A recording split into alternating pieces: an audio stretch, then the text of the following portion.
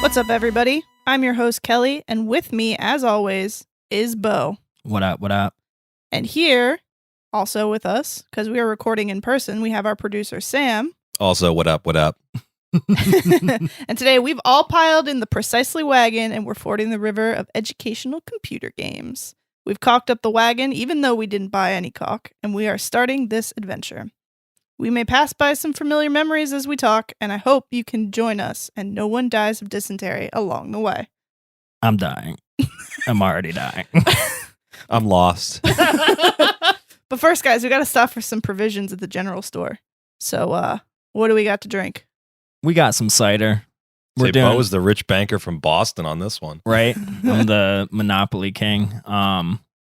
So since this is an educational podcast about educational games, I was thinking about bringing apples to the teacher. Kelly, you're the teacher. So I brought a bunch of different ciders that we're going to test out and try today. The first one is from Down East. It's a double blend. It's an unfiltered craft cider. And on the can it says, "We spent a lot of time in the lab pushing the envelope on original blend and came up with the double. Same unfiltered taste with higher alcohol at 6.9%. Sounds good to me. Yeah. I actually don't like ciders a lot because it tastes like apple juice to me, and I just don't like apple juice. Shit. But I actually like this. So the can also says upside down. The text is upside down. It says, "We know it's upside down. Why?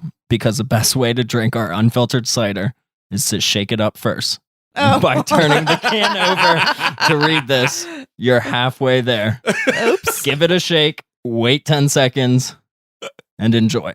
So in the process of our educational podcast thus far, we failed to follow the directions from step one. Yes. And Absolutely. even before we hit the record, I got up to find a bottle opener that you already had in your pocket and spilled my beer all over the table, on Sam's laptop, on the mixer. But I think we're good. Here lies Juice Juicy, Mhm. has died of dysentery. So what do you guys think? I like it. Let me give it another taste. See where I'm at.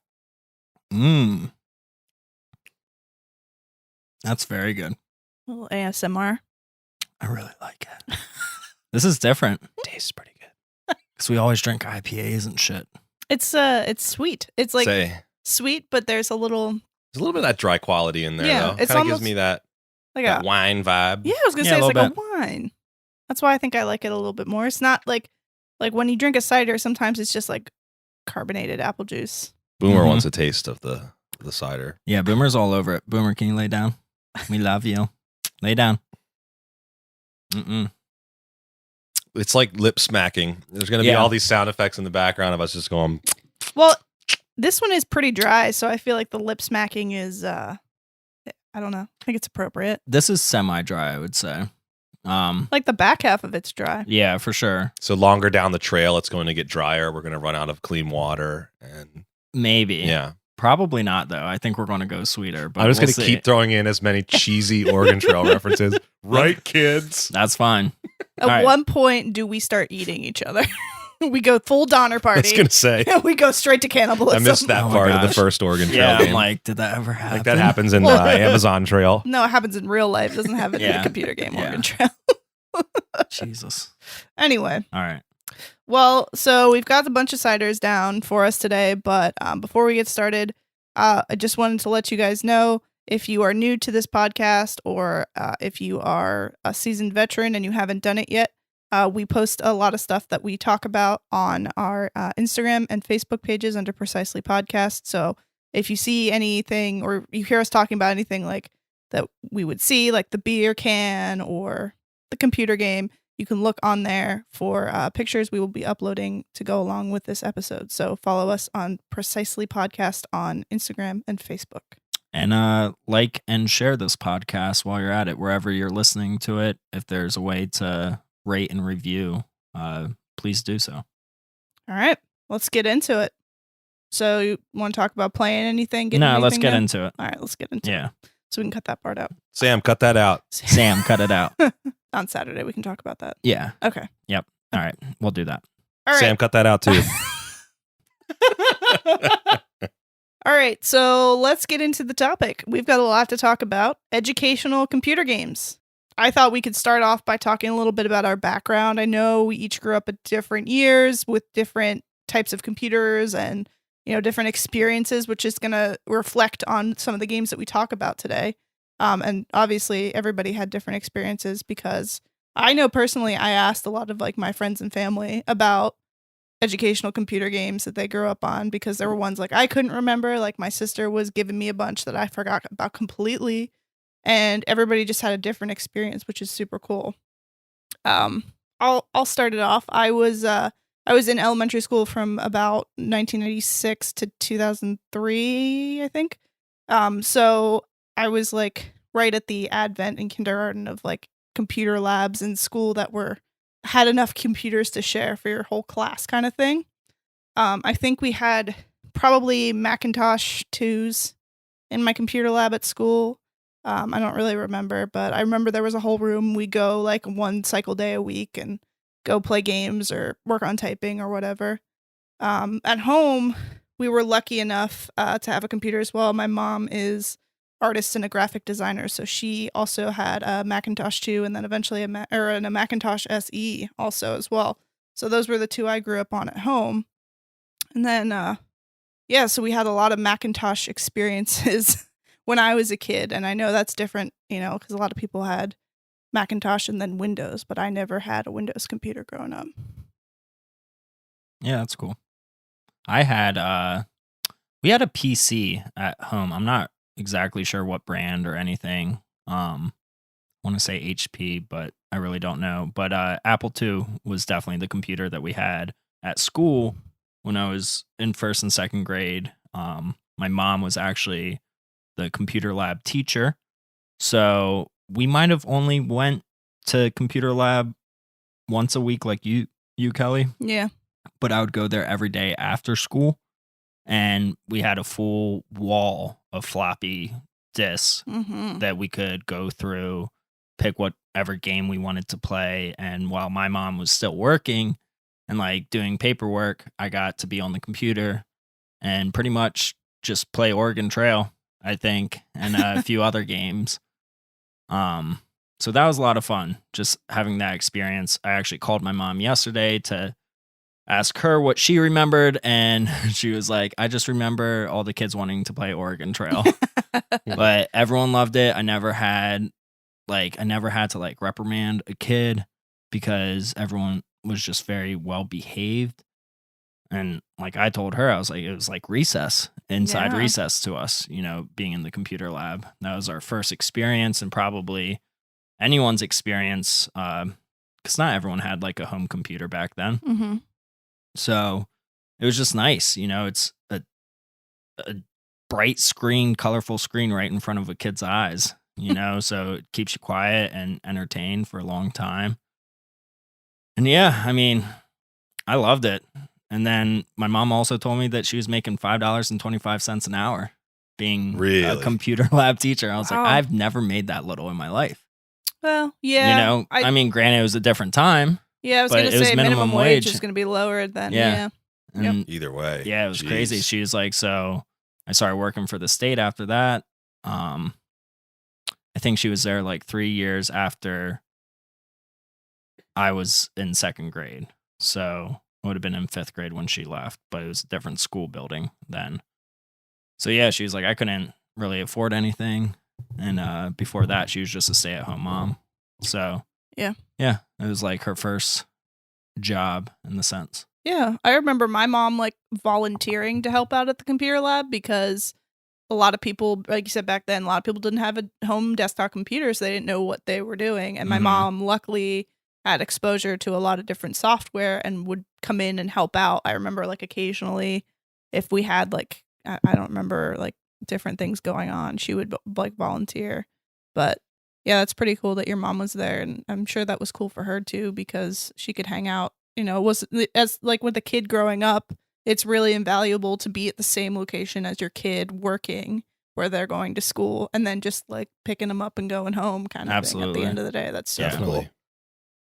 Well, for me, similar experience. I think I was a few years ahead where the primary thing I remember having when I was really young in school was an Apple II. We had one in our classroom, and next to it was the big, like 5.5 or 5.25 inch floppy little drawer of MECC computer games, which we'll talk about plenty of those later. But that was like the first place I remember computers in school as far as all the educational games. And we definitely also had the computer lab with like, Apple System 7 running something like that in the computer lab with slightly nicer, newer computers. But for me, the bulk of it was actually at home. My dad was and is an IT guy. Now he's actually an IT guy in schools. But back then he was a big corpo publishing IT guy. So he was always bringing home, every computer under the sun, from DOS computers to more modern Windows PCs to Macs. And that taught me a lot on its own. But the educational software that we had with it was like the bulk of my playing video games when I was a kid. Because like my dad was a computer guy. So he's like, you don't need video game consoles. Like computers do all this stuff and they arguably do it better.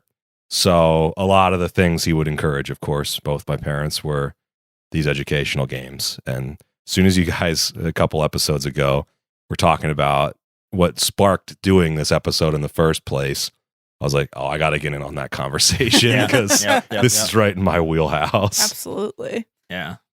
Yeah. It's cool that, like I said, so many people have different things and there's 3 of us sitting together and we're all like, relatively close in age and we all have similar interests and you can see how it developed through early exposure. Yeah, I think, just gaming in general for 90s kids was all about the computer lab. Mm-hmm. It got us thinking like what else is out there, when we got a little older. So yeah, thank you, educational video games. Yeah, there are plenty of people out there who definitely are not a gamer, but if you say, oh, like what was a computer game you played growing up, they'll just like, oh my God. Yeah. And I remember this game and I used to play hours and blah, blah, blah. It's just like everybody had something growing up in the 80s and 90s that they played on the computer like all the time. So yeah, let's get into it. Do you want to, oh, okay. You got the floaties. I was gonna say, do we need more before we get started? No. We're to not shaking the can. Some very like little turds, descriptive little turds in the bottom. Oh, I just saw you hold it up, and I saw the brown on the bottom. Yeah, it's in your glass too. Oh yeah. Oh, there are kind of just reminds me of like an old home brew that's been sitting around too long. It doesn't really bother me, but the more we talk about it looking like poop, the more it does. But no, I think it looks like little like pellets that you would put in like a small animal's That's exactly cage. what I was thinking. Like looks like hamster food or something. Yeah, hamster pellets. Oh my God. But anyway. All right, let's get going here. So, we're going to try to break it down kind of in chunks of like the major publishers that were out there because there's so many and there's so many under each there aren't so many games under each publisher. So let's start right off the bat, the Jumpstart series. Did you guys play Jumpstart series? Yeah. I not only played Jumpstart, but I still to this day am haunted by the theme song of Jump, Jump, Jump, start first grade, jump, Jump, Jump, start first grade, jump. And it just keeps going, and then they keep singing it. And that's like the majority of the extent to which I remember it. Yeah. But I remember a very point and click kind of environment. Yeah. But it was all, I feel like for me at least, Jumpstart was one of those games where I never actually played the one that was age appropriate. Mm-hmm. Like I was a few years too old. Right. So if you guys have like actual memories of these games, feel free to jump in. But yeah, so my sister is 4 years younger than me. So a lot of the times the games that came, so when I got introduced to Jumpstart, I was probably like first or second grade. I remember it. So my sister was able to use those software as well as she got older. So there was a lot of replay happening for me as an older kid with my sister, because a lot of the time when I played a computer game, my sister was sitting right next to me and we were playing quote unquote together kind of thing. So we did a lot of the younger games together, but my favorites, there were like 3 that really stick out to me on the Jumpstart series. Jumpstart 3rd grade. I remember playing that in the computer lab at school in 3rd grade. And I had it at home too. So like you could play it at, you could have your save at school and then you could come home and continue playing it, but it wouldn't be the same save obviously, but like you could keep playing the game. So then when you came to school the next day, you knew it was going to happen and you could just bypass your friends and just leave them in the dust. Nice. But that one was really cool because it was like an adventure where you had this like little robot dude, and I feel like there was like a mad scientist or something, and it was just like a really good storyline and good characters, because the other ones it was just like identify the shapes and identify the numbers and stuff. But this one had like an actual plot to it. I feel like with that publisher specifically too, while the games were all branded very similarly, they were all pretty different experiences. Right. Yeah. Because my experience with them is primarily the younger, because I think the reason I remember Jumpstart 1st grade so vividly is because of school. And that was, exactly what you were just saying. But I never got into the older ones. Yeah, I think I had it. So I think really I played it. They had Jumpstart through my school, and I think I played it up until 5th grade is the last one I think I remember, or 4th grade. But they started getting, like, as you got older, they introduced a storyline to keep. Obviously, you're an older kid, you understand more. So they wanted to keep you like involved with it. So that one was cool. And then they had a Jumpstart typing, which was the same characters from the Jumpstart 3rd grade. They just like put them in this typing, and it was like you had mini games, like it was formatted like kind of like an Olympics kind of thing where you had mini games that you could go through, and you had to like type appropriately to make the characters do, I don't know, there was like a skateboarding one or something, and you had to like do the trick or whatever if you typed the right thing. And I actually like hated typing because like they were like, I'm sure you remember when you were in school, like they're like, don't look at your fingers, and I was like, I just don't trust myself enough. I gotta like look down every once in a while to make sure I'm in the right spot, because I got like anxiety about it, Yeah. And they were like, F, you looked at your fingers. And I'm like, no, wait a minute. So I played a lot of that because my mom was like, well, you gotta get your typing skills up. And it was really fun. But that one was one I played a lot of. And then there's another one that I don't think a lot of kids had. I should say maybe not a lot of kids had, but there was a Jumpstart Spanish. And I remember my uncle got it for me because he's from Mexico, so he really wanted my sister and I to learn some Spanish growing up. So he would always buy us things like Spanish children's books and things like that.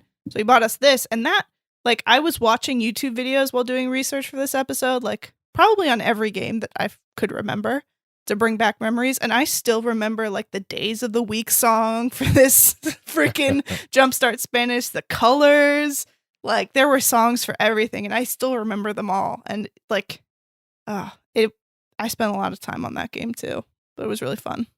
So I remember the robot in this game, but I don't really remember playing this game at all, or any of the iterations of it. The third grade robot. Yeah, I don't remember what his name was. I mean, I think he was in most of them. I think he was introduced in that one, and then he was in the typing one. He was in the typing one, yeah. I don't know if he was in the later ones. He might have been. You know what never made sense to me as a kid was why the keyboard was laid out how it was. Like now it does, because it's just like, feet and inches or whatever, it's just how it is. Like I really don't know the logic behind a keyboard. Maybe Sam, you do, or Kelly, you do. The QWERTY format. Yeah.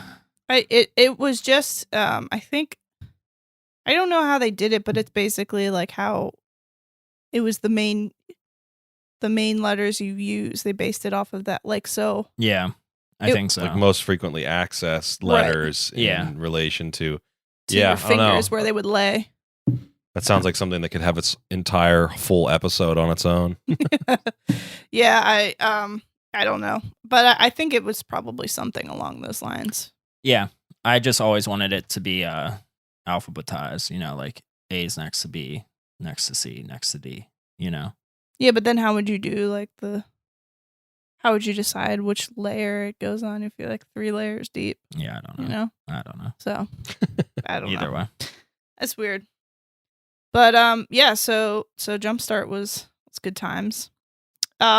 Next publisher that was a pretty major publisher was Davidson and Associates. Now they were responsible for the Math Blaster and Reading Blaster series. Did you guys play those?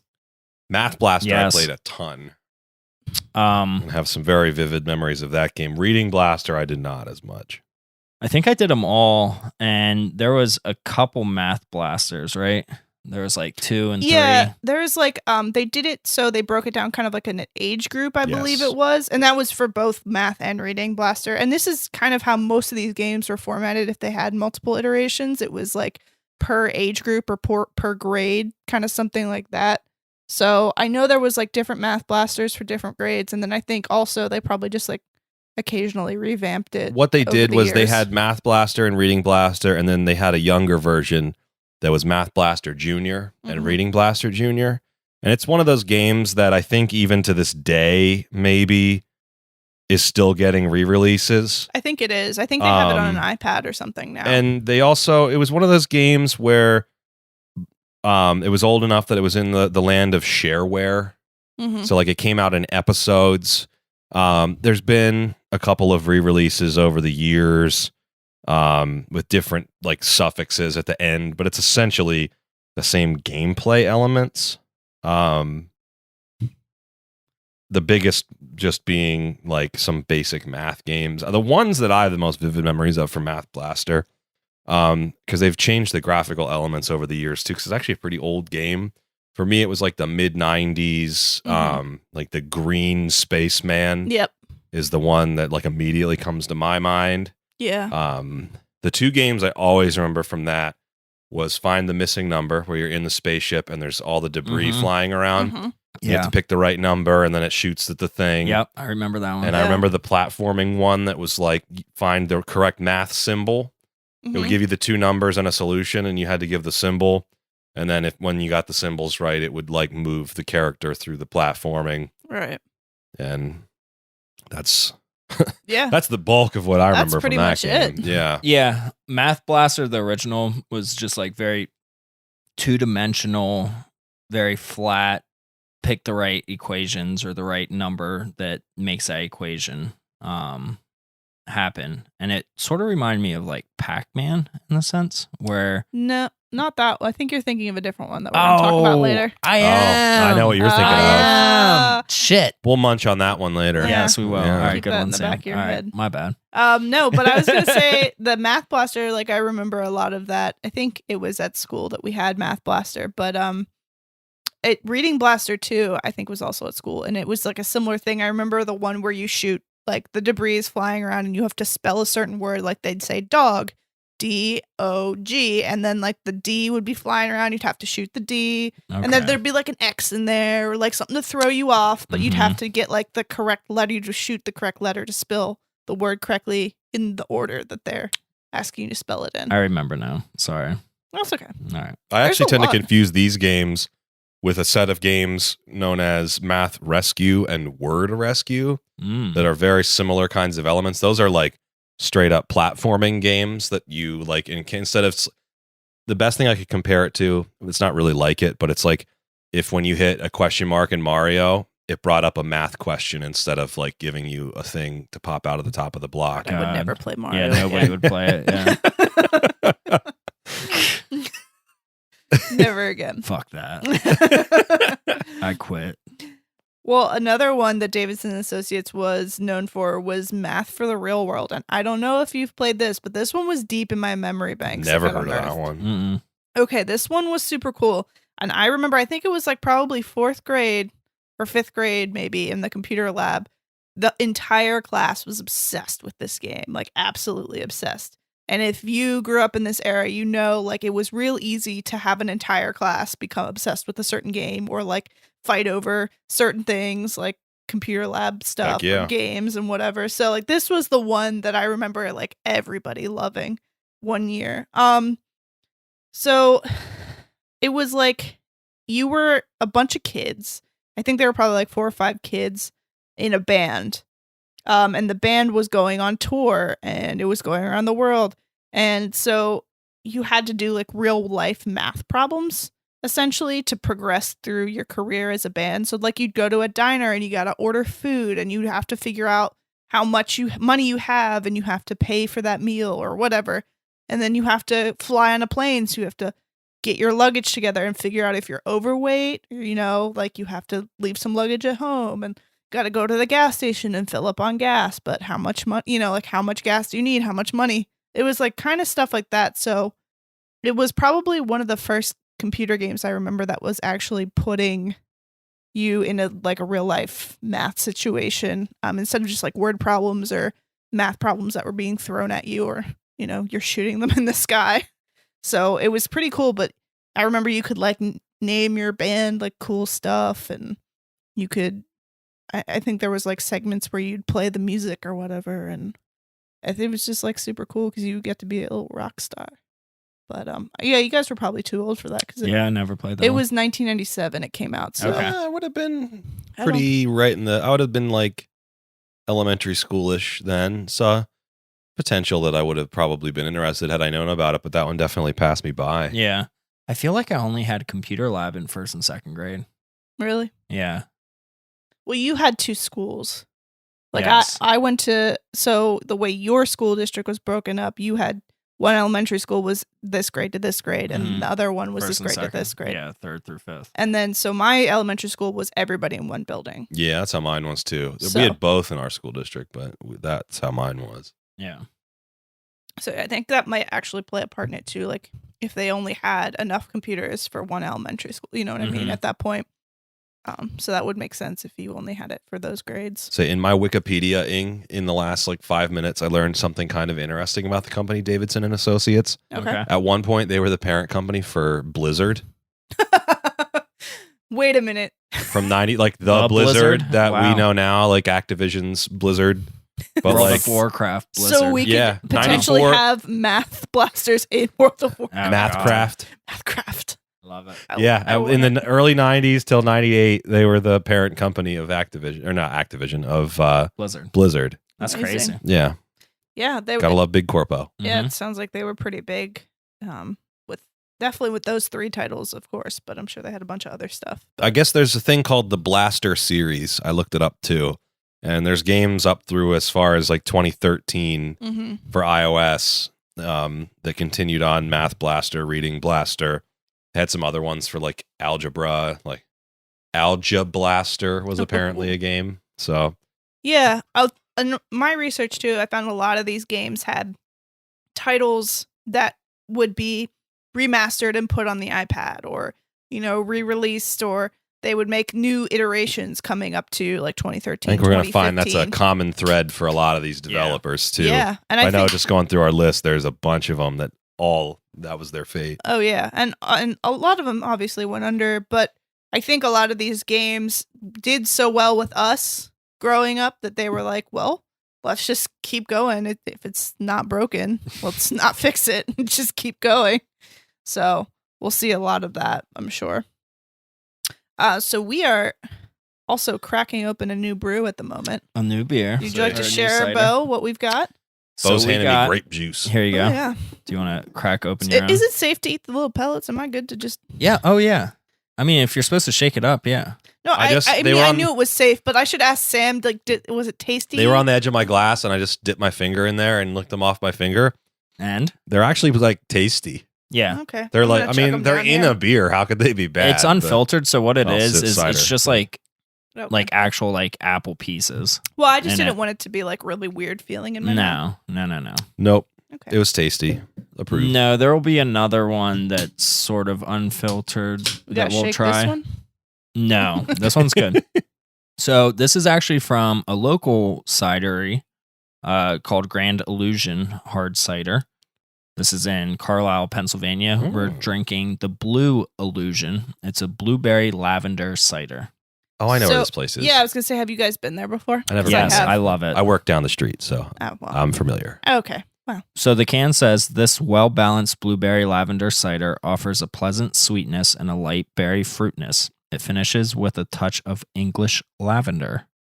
So their like whole thing is magicians and magic, and I've seen magic shows there, Oh, sick. and it's dope. Like it's for kids, like family things, like bring your kid there, have them be amazed. I was like, my whole jaw was dropped the whole time. I was like, Bring where your did that friends. coin go? It's behind my fucking ear. What?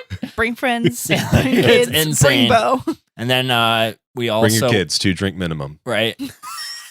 We also did murder mystery, Dude, thing that sounds there. so Oh, I've heard about fun. that. and that was a lot of fun. Minus the one chick that was fucking drunk in the audience, Oh, and she's God. like, "It's that guy." And I'm like, "Shut the fuck up." Oh, it's terrible. But I mean, she's okay. She just definitely drank too much before the show.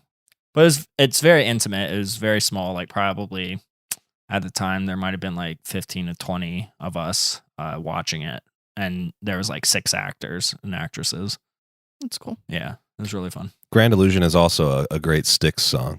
So there's that Oh, too. nice. The last time I was there, it's probably been like 2 years, but I went with my friend for her birthday. We went over there and we all sat around and had some beers and ciders. But the coolest thing I think that we have going on over there is that second floor on the bathroom. Mm-hmm. It's behind the bookcase, and that just was like Oh, so yeah. cool to see in Yeah, yeah, person. yeah, yeah. Like you just don't see that. That's just not a thing. It's a thing in like movies, but it's just Yeah. not a thing in real So life. it's a bookcase. And they It's like a opens up. fake bookcase. But Yeah. I think it's real. No, it's like a real bookcase with like fake books on it, Mhm. but you can open it up and it's the bathroom door. And it's pretty sick. I don't know, that always sticks with me. But this cider, you can definitely smell the lavender right off the top. Mhm. Like it's very much lavender scented. And it's red in color from the blueberries. Mhm. Ooh, this one's sweet. It is sweet. Very sweet. I do like it. I do like it. This I one's feel like hard I for stole me. some Manischewitz out of my dad's fridge. Uh-huh. What is that? Manischewitz is that like basically grape juice. But That's like Jewish wine. wine. Yeah. Oh. Are you Jew? No. Are you Jewish? Sorry. No. Cut that out. Jew? Cut that out. No, actually, No, it's fine. my family's Catholic, but for some reason, my grandpa would only drink Manischewitz wine, so Okay. my dad would always buy it. That's like a grandparent thing because my Yeah, it grandparents like that. were Catholic and they would eat matzos. Yeah, Like, what do you do? I Okay. mean, if it's I just like kosher, the- it's probably good I anyway. just like the taste of it. I yeah. don't know.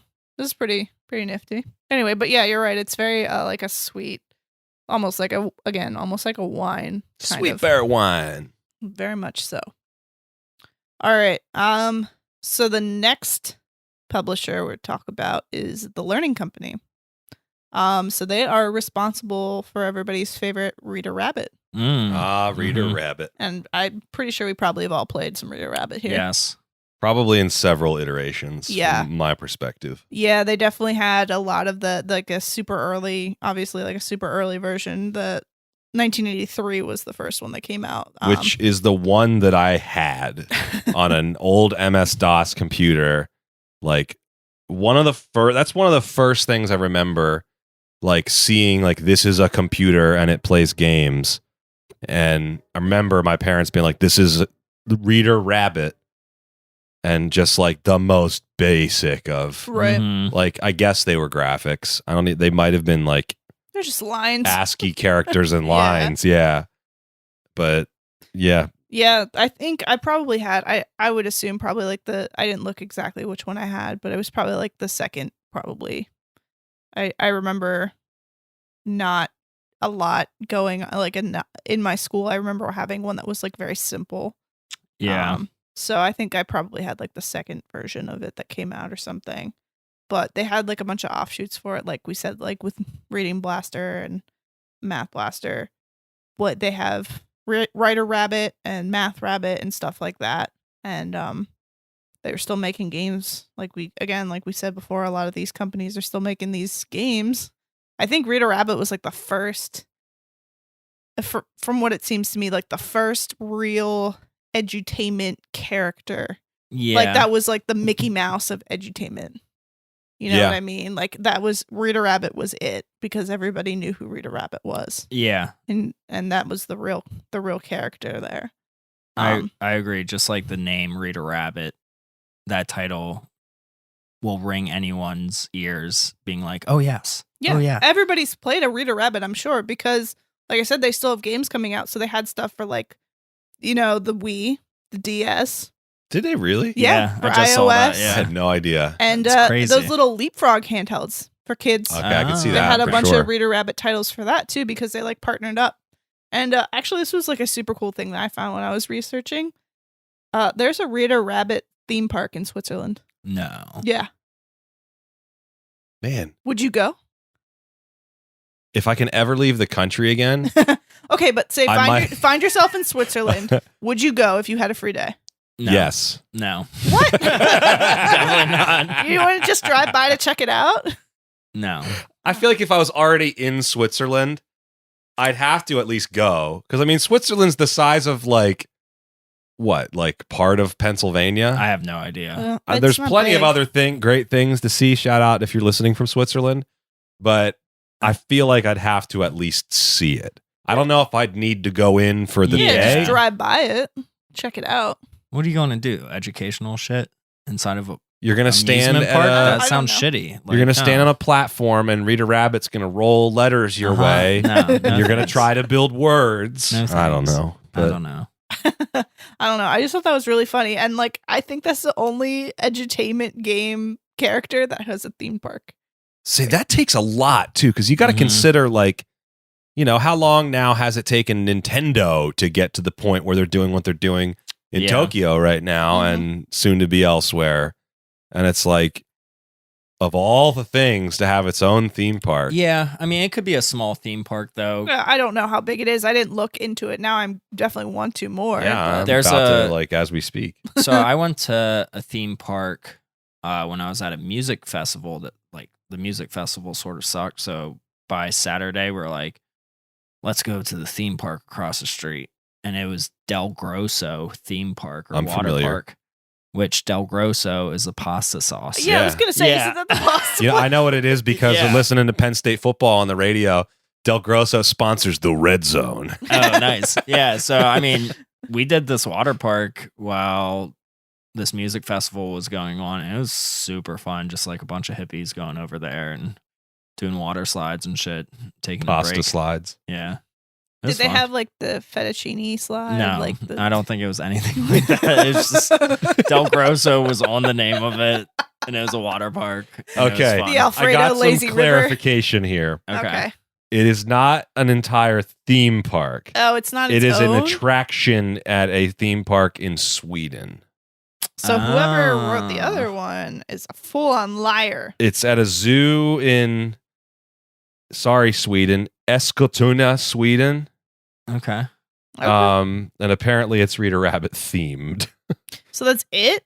It's just a It's a ride. piece? So you know what? We can ask our guests, yeah, Marcus, on the next podcast if he's ever been there. I want to know more. Yeah. Absolutely. I feel it's like at a zoo in Sweden. now I was imagining this whole theme park dedicated to Rita Rabbit, and now I feel like he deserves it. Yeah, right?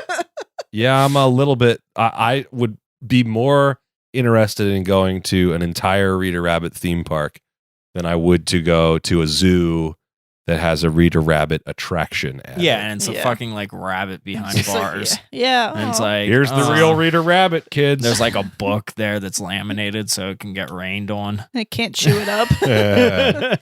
because if you left a book in with a real rabbit, thing be True. shred. Yeah. Yeah. Shred. Man. Shred life. Shred.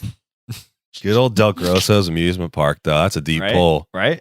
Shout out to Altoona, PA. Oh, is that where it is? Okay. Yeah. You're there. Yeah. I'm familiar. It's been like a decade, but yeah. It's like the old Williams Grove. It's kind of like that, as far as I Yeah. remember. Oh. Yeah. So it's not really big. I was imagining that No. there would be more pasta It themed was attractions. it was a lot more fun than the shitty music festival that we Hmm. went to. Well, I guess that's saying a lot. We then. were all like, literally, it was just like I used to vend at music festivals, like selling like tie-dyes and other shit. Pretty much like my parents' like old vintage Western wear, like polo stuff and Significantly used Grateful Dead t-shirts Oh, no, man. that saw Jerry. that came later. But either way, it was just like a festival full of vendors and no actual people. And we're like, this sort of sucks. Let's just close down our tents. Go over to Del Grosso. Go to Del Grosso's. Man. Yeah, it was fun. Interesting. Yes. So one other game, I don't know. I guess we're still talking about Reader Rabbit kind Yeah. of. So Go for it. well, I was going to say there's another learning company game that I think we should probably give a shout out because I think it might have gotten a shout out in our Instagram Oh, yeah. questioning. But let's talk about Clue Finders first.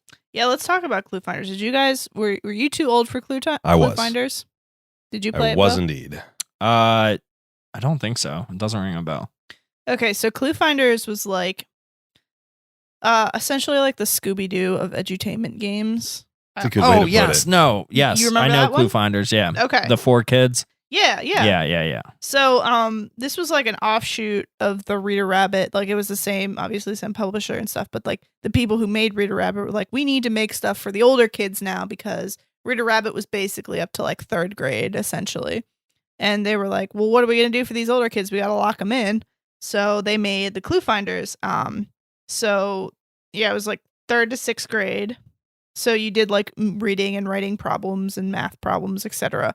And it was just this group of 4 kids with all these like individual personalities. So you got like the techie and like the skater dude and like all this stuff.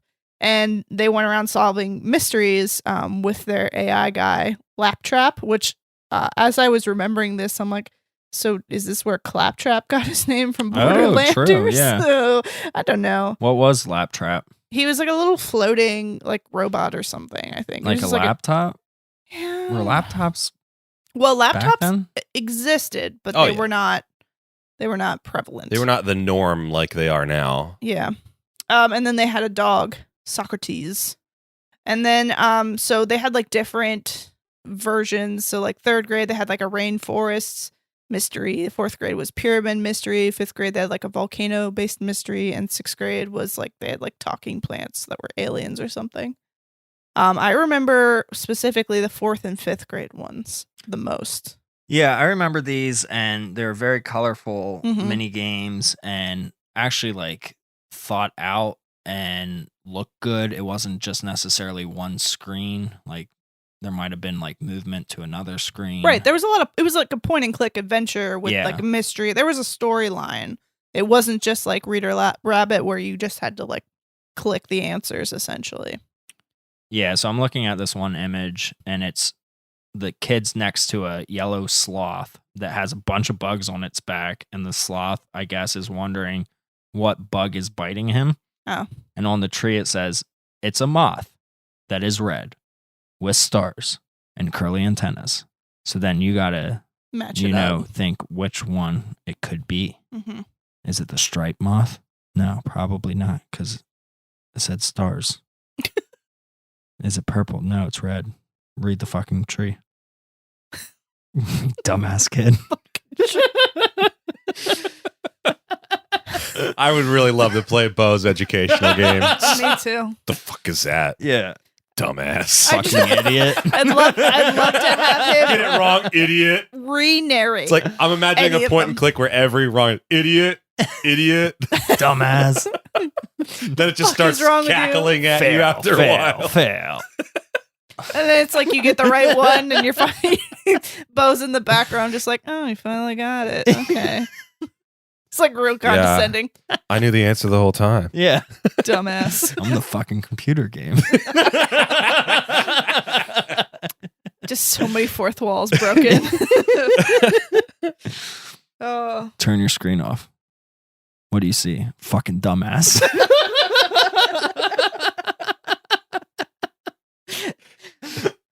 All right. I'd play it. Yeah, no, this game's good.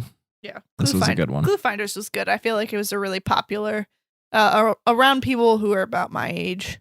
So those of us who are I definitely remember seeing it. It's just not one that I was around to be able to play it. Right. You probably might have been a little bit older. Like the thing is, like, with these edutainment games, they came out, but then that by the time the schools got a hold of them for a That's decent price, exactly it was it. like 2 or 3 years later. So that's why a lot of these I played them, but I know that they came out earlier than when I played them, a lot earlier. And that's the bulk of mine, because the ones that I remember the most are all from the mid to late 80s. Mhm. And I wasn't in elementary school till like 10 years later. Right, exactly. Yeah, it's crazy. Well, that's it. We'll actually come back to the game that we should give a shout out to, because it was only re-released by the Learning Company, another huge corpo company. Mhm. It was actually made by Broderbund.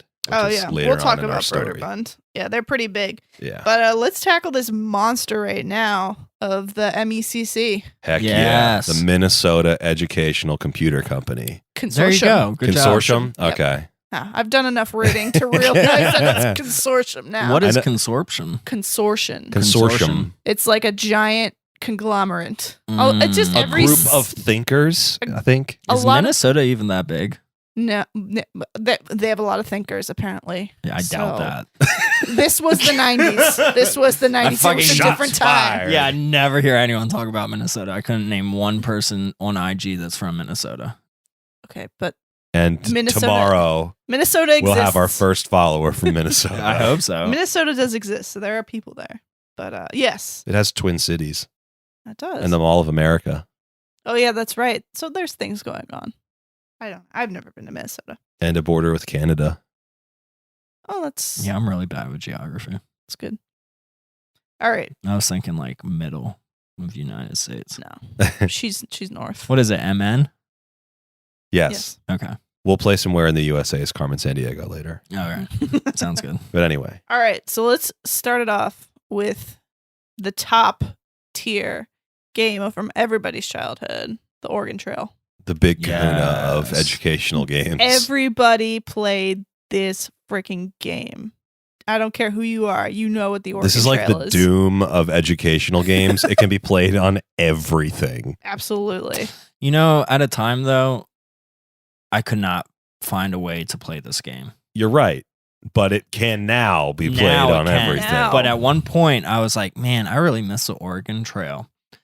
How can I play this? And I'm Googling, and there was nothing. I couldn't find a website that I could even play it off of, which was crazy. I think the thing that disappoints me, not to start off on a negative with Oregon Trail, but I found more recently that this game was available for DOS and like every computer, but I only played it on Apple II Mhm. at school. Mhm. But I think that's probably what makes it more special Mm-hmm. is the fact that like you got, when you were of the 30 kids in your class, when you got to use that one computer that the class had, there's like 70 games to choose from. It's like, we're not playing Odell Lake, which we'll talk about later, but everybody, like that Mhm. Oregon Trail disc must have been so beat. Mm-hmm. So you guys because only had one computer. in our classroom at the time. Okay. As I got older, we would have more, like 2 or 3 in the classroom, but like wow. we had to go to computer class to have everybody be Right. on a Gotcha. computer. Okay. But like in the classroom, like if we had like indoor recess, there was like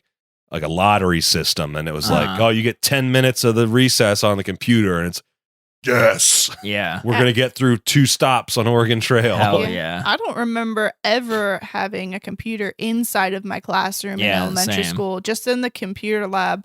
But I do remember, and it's kind of similar. They're not necessarily computers, but the Sega Pico and GeoSafari boards. I am familiar with GeoSafari, and I know what Pico is now because of nerd things, but like Pico I'd never encountered as a kid. Yeah, I think I was in 2nd grade and my teacher had it That's awesome. in the room. That's crazy. But I remember playing GeoSafaris on indoor recess. I remember playing with the Pico, and that was kind of like the same thing, like kind of like a lottery system, like Yeah. you know, or like the quote unquote student of the day or the week or Sure. whatever would get it. But yeah, we never had inside of the But classroom. yeah, that's my most vivid memory of Oregon Trail is like sitting in class on a little 10-inch color monitor, 16 colors, that version of Oregon Trail that pretty much like if you go to like Walmart, you can buy those Oregon Trail handhelds nowadays. Yeah, I Yeah, I have got one of one those. Plays, Yeah,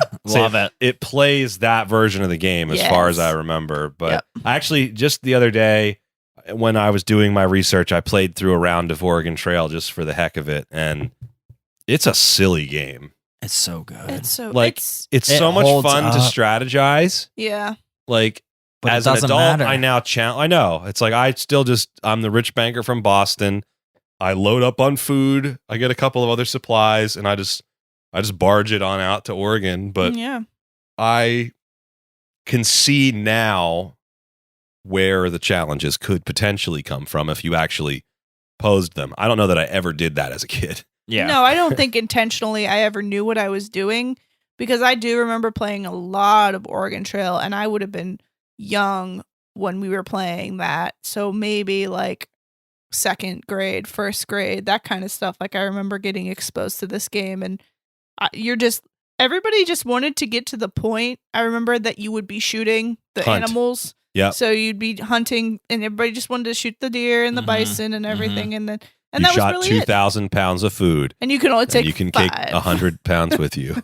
Right. So everybody would It's okay. spend their whole computer lab time shooting Yep. bison, and then all of a sudden nobody's making it across the No, trail. my friends would literally set up the game so that they could stop the first chance they had and just hunt the rest Yeah. of the Mhm. time. So that's what I did. I Yeah. would just load up on bullets. I'm like, I don't need anything else. Well, yeah, and then you I never just need the bullets. yeah, you never got past any, like maybe you crossed like 2 rivers in computer class, but you never really I felt like I always drowned at the first one. Like the wheel would fall off and I'm Yeah. just in the water. You managed to floating down. caulk your wagon and float it, even though you don't have to buy caulk. That's something I realized yesterday, and that's when I said that to all of us here. it's good. Ah, it's so They good. they task you, of course, when you cross the river. 'Cause I feel like we don't have to explain this game. No, First no, of no, all, no, you as do. I'm already talking it through. No, I feel like you do because Okay. a lot of people probably haven't played it and just have the memories of hunting deer. And Okay. then they just know that everybody dies of dysentery. Yeah. So I guess the best way to sum up this game is that the real strategy is supposed to be in determining both your supplies as well as the strategy by which you feed your party and the pace at which you continue down the trail. And Yeah, the, 'cause the time you leave, too. Absolutely. You can go fast or slow, right? You can go between 3 different levels in Okay. both. So, bare bones meals, meager meals, good meals, grueling pace. I don't remember. One's slowest, one's middle, one's Yeah. really fast. Well, I'm killing then, deer the whole time, so we're going to eat like kings the whole time. But you can't take it all. Well, and the and trick also is your oxen, you got to watch your oxen too. Yeah, the other trick is The you have to oxen hunt. eat deer too. You have to, there. My oxen do. There's a very distinct point in the game where resources become less and less available because of where you are in the United States. Yep. And like most kids didn't even take the time to like look at the map and see where they were going. Mhm. But like you did, there was a lot of strategy involved if you actually wanted, because the whole point of the game at the end, the actual game element, was to get a high score. hmm And you got a couple 100 points for every person that survived, of the 5 you could bring along, of the supplies that you had, of the money that you kept. Each thing was like a multiplier in your score. So the idea was to try and maximize all the different things. The other part of the game, the very lesser uncovered part of the game, was at each stop, there are actually real stops along Yep. this trail, and you're supposed to get out and talk to people. And in the Apple II version and the DOS version, same game basically, just ported, it doesn't really encourage you to do that as much. Mhm. Later in the series of games, that got a lot more prevalent, especially in Amazon Trail. Yeah. So that was an aspect of it that I couldn't honestly say I knew a ton about, the whole frontier aspect of it. Yeah.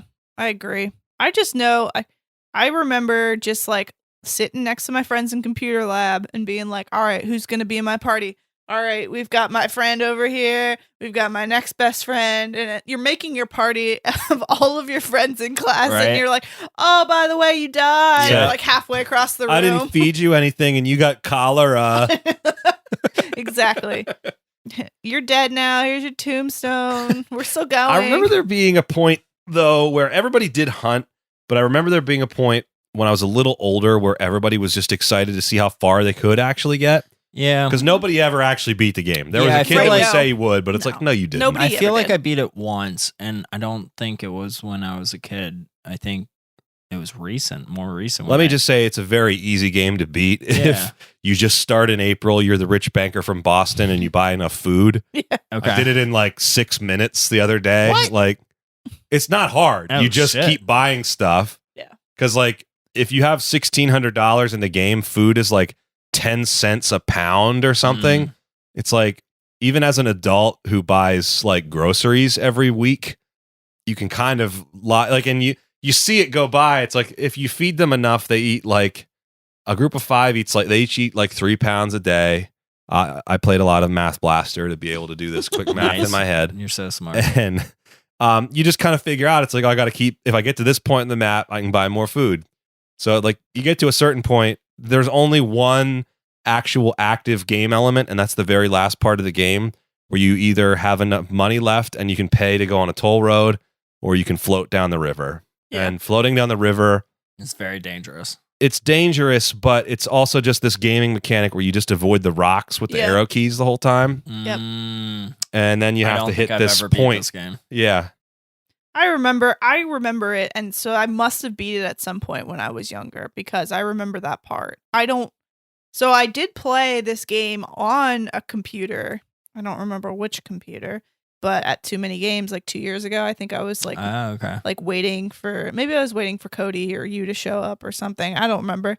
But I was like waiting, and I was in the room with all of the computers and all of the video game systems, and like of course everybody's like playing everything, and I'm like, oh look, here's the computer set up with Oregon Trail. I'm playing that for sure.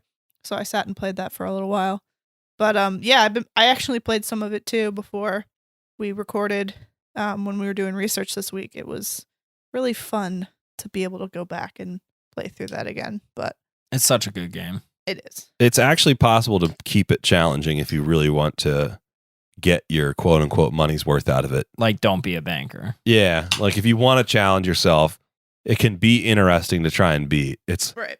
It almost has that like text adventure element to it for the most part. Yeah. Like obviously you're seeing things on the screen, but that's kind of what it reminds me of in that fashion. And obviously they've remade that game a million times, but I feel like it's kind of like Star Wars for me. I want like the original, the way it was intended when it came out.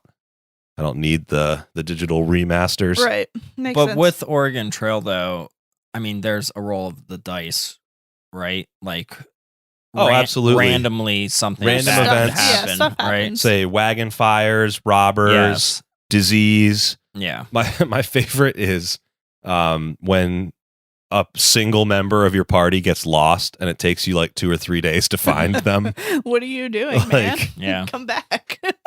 It's especially funny when you name all the characters after like your friends, and the person that gets lost, it's like totally like predictable that it would be that person. Exactly. Absolutely. Greg. God damn it, Greg. Greg, get back here. Come on, Greg. Well, yeah, so Oregon Trail obviously is the most popular, but then they had like 3 or 4, they have 4 offshoots. So they Yes. had Amazon Trail, they had Yukon Trail, Africa Trail, and Maya Quest. And I personally played Yukon Trail and Amazon Trail before. I played the crap out of Amazon Trail. Yeah. I never played any of I the other loved ones. Amazon Trail. So Amazon Trail, I remember having it actually at my house, and then I think Yukon Trail was at school. So I remember playing more Amazon Trail, but it was kind of like similar, but you obviously had like the Oregon Trail that we were playing was pretty simple, like flat screen lines and text Mhm. graphics. And the Amazon Trail, you had like actual like pixelated people and things like that. And Now, see, the version of Amazon Trail I played was an FMV game for Oh, the you- most part. there you go. There was a lot of full motion video elements in it. I remember in the beginning, like the When you're in the beginning port, part. yeah, I and the remember that characters are video. stuff. I think we're talking about the same I one. think then we are too. kind of like sort of like Mist too, where there's like Yes. pre-rendered 3D stuff Yes. and like But the other thing was with where you didn't have with Oregon Trail, with Amazon Trail, you had a guide. yes, So you could rely on your guide to be like, what should I be doing right now? Whereas in Oregon Trail, they were just like, see there ya. you go. Have fun on the West Coast. The differing mechanic was that you were in a riverboat. Right, yes. Also, the hunting was pretty cool because you had to like spear the fish. Spear fishing. But it was like little fish shadows and you couldn't really tell what it was. I could definitely attest to spending the majority of my time in Amazon Trail spear fishing. Absolutely. Because every now and again that like whale would go by and everyone would say that they got it, but I don't ever actually remember getting it. It's kind of like, say these days, I feel like when I was playing Animal Crossing earlier this year, it gave me similar vibes as like spearfishing in Amazon Trail. Yeah, you're actually right. That makes a lot of sense. Yeah. But Yukon Trail was like a prospecting gold kind of vibe. I remember that. I never played Africa Trail or Maya Quest, but obviously those were Africa and like a Mayan civilization kind of thing. I don't know that I ever even heard of Africa Trail, but Maya Quest sounds interesting. Yeah, I didn't play those, but those were ones that came up when I was looking at it. So I figured somebody might have. So I'll include those when we talk about the trail games. Yeah, there was also an Oregon Trail. Like Oregon? Like your bodily organs? Yeah, like your organs. Yeah. Oh. So like a journey through the human body? So Oregon Trail is a retro zombie survival game. That Oregon Entrails? Yeah, it parodies the educational game series, the Oregon Trail. I'll play that. It has really good reviews. A 9 out of 10 on Steam. Oh. And 4.4 So does anyone ever actually die, or are they just I think undead? everyone dies. I think you're dead. Yeah, I think you're trying to survive. I'm going to say, you're trying to kill everybody. And you shoot zombies and stuff instead of deer. Huh. I thought it was like an adventure through the human body. No, that'd be cool. Like another game that I thought of like just yesterday that we didn't put on our list, but it's called Body Fun. You did put it on the list. Did I? Okay. Yeah, we'll talk about it. All right. You can talk about it because I didn't. I'll talk about it. It's a weird game. Okay. I looked it up and I was like, I don't know what the hell this is, but I'm gonna let you talk about that one. There's a specific reason I need to talk about that game. Okay. It still gives me nightmares. Do you want to bring it up now? No. Right. We're not there yet. We'll let that one stew. We're in the middle of the mech still. I'm gonna need another drink before I talk about that game. All right. Old memories. I don't mean this instant, but yeah. Anyway, Gotcha. Sam, edit that out. Sam, edit it out. You should probably keep all these. I might edit them out. I was gonna say it's a lot more fun that way. So the next MECC game, Storybook Weaver. Did you guys use Storybook Weaver at all? Yeah, that rings a bell. Mm-hmm. I don't know that I did. I definitely am familiar with it, but I don't think that was one that I actually wound up using. I want to look it up though, because I might be wrong. I actually remember this, and last year actually it was reintroduced to me. So Storybook Weaver, basically you would go in, you would make your own story, you would write it, and then you would make a picture, and then you would make the next page, etc. So I remember using Storybook Weaver actually in computer lab for assignments in like second grade or something. You had to write your story or write whatever you're talking about. Then you could add your pictures and then you would print it out and you'd hand it in. And my parents gave me like a box of like, for some reason, my mom kept like every school project I ever did. And she gave it to me when they were like moving last year. And she's like, what do you want? I'm like, probably none of it. But I looked through it anyway. And of course, there's a bunch of like printed out Storybook Weaver stories or assignments that I did. So like you would have the typing and you would like make the little stamp. There were like, I remember a lot of the times I used like the fantasy people. There was like witches and wizards and dragons and princesses and things like that. I remember using that a lot. Honestly, it's a simple educational style thing. It's like a word processing for kids. Similar, yeah. And I feel like it's something that's kind of lost on kids of today. Like, I still think there's a lot of cool opportunity in software like that. Like, there's a similar program that I used when I was a little older called Hollywood High. Okay. Where you took similar, like you had graphics on the screen, you wrote your story. I think that one you actually wrote a script and they'd talk. Okay. But Storybook Weaver, where it's like, there's all these like starting points for you to do something really neat, and I don't think you can recreate that on like iOS. I had a lot of creative software growing up. Obviously, my mom kind of pushed that, and I'll talk about more of them later and what I did with them. And they turned out to be some of my favorite pieces of software growing up. Was these kind kind of ones where you got to create something and then share it with other people in some fashion. So that was Storybook Weaver. Do you have anything to add on it? Are No. you remembering anything? Okay. Nope. Now we'll talk about the Odell series. So you talked about Odell Lake, Sam. Odell Lake was the one I knew. I didn't know about Odell I Down knew Under until we Odell started Down talking. Under. Yeah, right. that's what I had on my home computer. So basically, it's the same thing. I think just different locations. So you're a fish and you're essentially surviving. So you have to eat the correct things to survive and avoid predators, etc. I don't think I was ever good at this game. I remember this game a lot, and it actually reminds me of a pretty rare game for Super Nintendo called Evo, which stands for like evolution, something. Yeah. But you're a fish that has to eat small fish and then bigger fish, and you upgrade your body, like your teeth, It's kind of like another game on the Dreamcast called Caution Seaman. A little bit, yeah. I was going to say it's kind of like the newly released Maneater. Oh, man, I want that game. I do have it, and I'm going to play it. So okay. Yeah, I'd love to know. It's one of my games I want to beat in this year. I think it shot up in price, too. I still have it sealed because I didn't play it yet. So. Yeah. I need to get it. Yeah. Say, my most vivid memory of Odell Lake was actually we had not a foreign exchange student, an immigrant student in our class when I was in 4th grade. And he was learning English, and we were supposed to be making him use the Rosetta Stone software, but he always wanted to play Odell Lake instead. And everybody had to take turns and sit there with him and make sure that he was actually playing Rosetta Stone, but I never really cared that much, so I just let him play Odell Lake. We were like 8, and they were tasking us with this. It's like, what are you going to do if I don't get this kid to do his like ESL class? I want to play the fish game too. He was from Iraq, as I recall. He probably had no fish over there. Maybe, I don't know. I feel like there's fish everywhere, but there's got to be some sort of body of water. It's a desert. Yeah, but there's somewhere. There's got to be some sort of body. Probably love looking at fish. Yeah, no, those Apple II graphic fish. Yeah, he's like they were nice looking fish. He's like, I've never seen a fish that looks this good. Maybe not, but we have sandfish in Iraq. As I recall, he did just fine learning English, but when we were in like 3rd or 4th grade, he played the crap out of some Odell Lake when I was sitting at the computer with him. And I wish I remembered his name, but that's the extent to which I remember. He's the only kid who wanted to play something other than Oregon Trail because he couldn't read Oregon Trail. But Odell Lake, you didn't need to know nearly as much text, right, to survive. Yeah.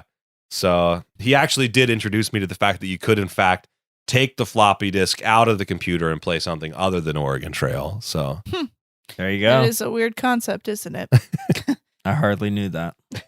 Yeah, I was going to say that's the other thing is like we didn't really touch on at the beginning of this. We were all raised at when we started, it was floppies, baby. Oh, we took floppy. I was going to say when you're talking about going home and playing the same software, we actually had at school, and I felt so high tech then, a floppy disk we were allowed to take home. Yeah, we had one so we had a similar thing that we would get a floppy at the beginning of the year. You'd write your name on it, and all of your projects went on the floppy. So at the end of the year, you could take it home and be like, Mom, look what I did.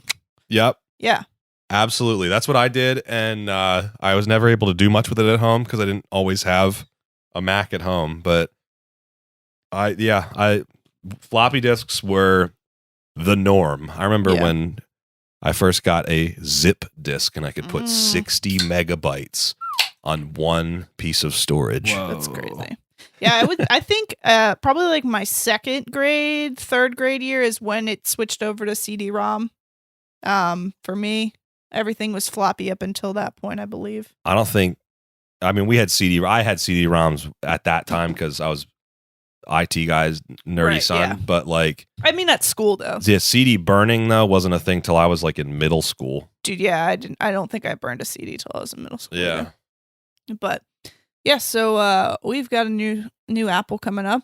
Bo, what is this Apple? All right, so I only grabbed one can of this because I felt like none of us would like this, but that's fair. That's fair. Here's this beer none of us will like. So it's not even cider. Any of that. Yeah. It's hardly even a cider. Oh. It's 110 Project, the lighter side of cider.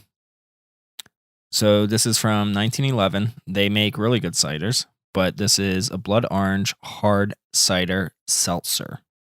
Oh. It's only 2 grams of sugar. Watching my, 2021, watching and my it's figure. only 110 calories. Beautiful. So let's try it. Oh, don't smell it. Oh, God. Fuck. Why would you say that? I said don't smell it. That's like someone farting in a room. No, being it like, smells like hey, gasoline. don't smell that. No, it and smells it's like- like everyone's going to I gotta fucking smell it again now. It smells like gasoline. It smells like it does. It's almost got that like dirty gas station vibe to it. That's exactly That's what a it great smells way like. to It's describe citrus, but okay, so it's It if smells somebody- like a bathroom no, in a so gas station. you're at a gas station, somebody spilled gasoline everywhere and then squeezed an I wouldn't orange. say that it smells and like that's what it fuel. smells It's like. dangerous because now I'm wondering if gasoline tastes like this because it tastes pretty good. Yeah, No, the forbidden Don't. drink. The forbidden drink. I'm just kidding.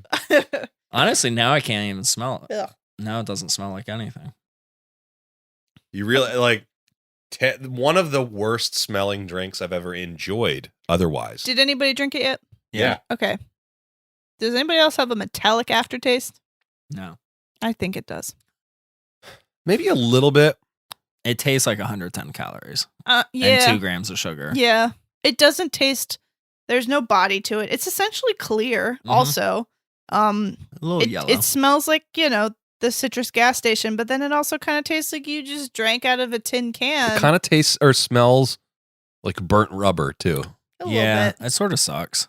Yeah. Good call on only one can of this. Thank Yeah. you. I'm gonna suffer through this real quick. That's fine. So 1911 actually makes really good ciders. I don't believe that. Okay. That's fine. I don't right now. This is I my think- only exposure. I mean, like my little bit of knowledge when it comes to cider making and brewing, I feel like they made a blood orange cider, and with blood orange, with cider, at least how I made cider at a brewery was with extract. So you're not actually using actual fruit; you're using a concentrated extract. So they probably used the blood orange extract, and then most ciders come in the range of like 7%, 8% even, and then you dilute it to get it to the 5%. So they probably just diluted this to the 4% that it actually is with just seltzer water. So basically, they were just like, "Here's this cider, and we're Low gonna calorie cider. we're gonna cut it with a White Claw and call it a day." We're gonna cut it with a LaCroix. Well, just Oof. yeah, cut it with seltzer, and call it a I day. love seltzer, but I do not don't. like. No, I love seltzer water, but I do not like alcoholic seltzers. It doesn't translate. God, it smells so bad. And it has that like aspartame. Yep, that's like, why I don't mouth like. feel. That's why I don't like. Like it's so seltzers. dry in Mhm. the mouth. Yeah, like almost like too sweet. Too sweet, but too dry. Mm-hmm. Yeah. Yeah, no, this is All right. terrible. Next one. All right, while you guys are finishing that one, so we covered our Odell fishies. So the munchers, which is what you were thinking about, Bo. Yes. Sorry. So we have number munchers and word munchers. I know I definitely played both. Sam, did you play them as well? I think I'm at least on the surface familiar, but I didn't play them a ton. Okay, I think these were ones that I had at school for sure. So I remember playing. So like Bo said earlier, it's kind of like Pac-Man meets math or words in some cases. So you would be prompted and then you would like go through and munch your way through to the appropriate answer, and then you had to avoid like the enemies along the way kind of thing. It was a pretty simple game. And again, I think this one had a couple iterations as well, and I don't know if they still make it or not. But I feel like it's probably one of those ones that they do actually still make because I think it did well. Let me check my notes. Yeah, so I don't think, maybe not. Never mind. I can take that out. I mean, they made a bunch of different iterations, like you said. Yeah, but I don't think they like. There's a lot that they still make today, like for the iPads and stuff. Gotcha. But I don't think they make this one anymore. It definitely got better the newer Yeah, the game was for this series. yeah, Like the first one was just what's 5 plus 5, or nah, it wasn't that simple. I mean, the earlier like what's ones, an even number, Yeah. was the question. It's like, all right, you just get your monster on each number that's even, and then the game part of it was that there's an enemy that's coming at you Mhm. that you have to avoid. If you got hit, then what? It was game over, or you had to like restart it. Yeah, I don't remember exactly, but it was something like that where you had you were trying to avoid the enemy. All right, so we're doing a different cider. This one is from Grand Illusion. Again. This is Mystic Pineapple. I feel like this will be our favorite one. I actually have had this one before. This is a hopped cider. So this is made with actual hops, which you find in most beers. Has a pineapple ever played tricks on you? This cider One will. time. Floral and fruity with passion fruit, grapefruit, pineapple, and lemongrass. Dry hopped with a combination of Cascade and Citra hops. Beautiful. What do you guys think?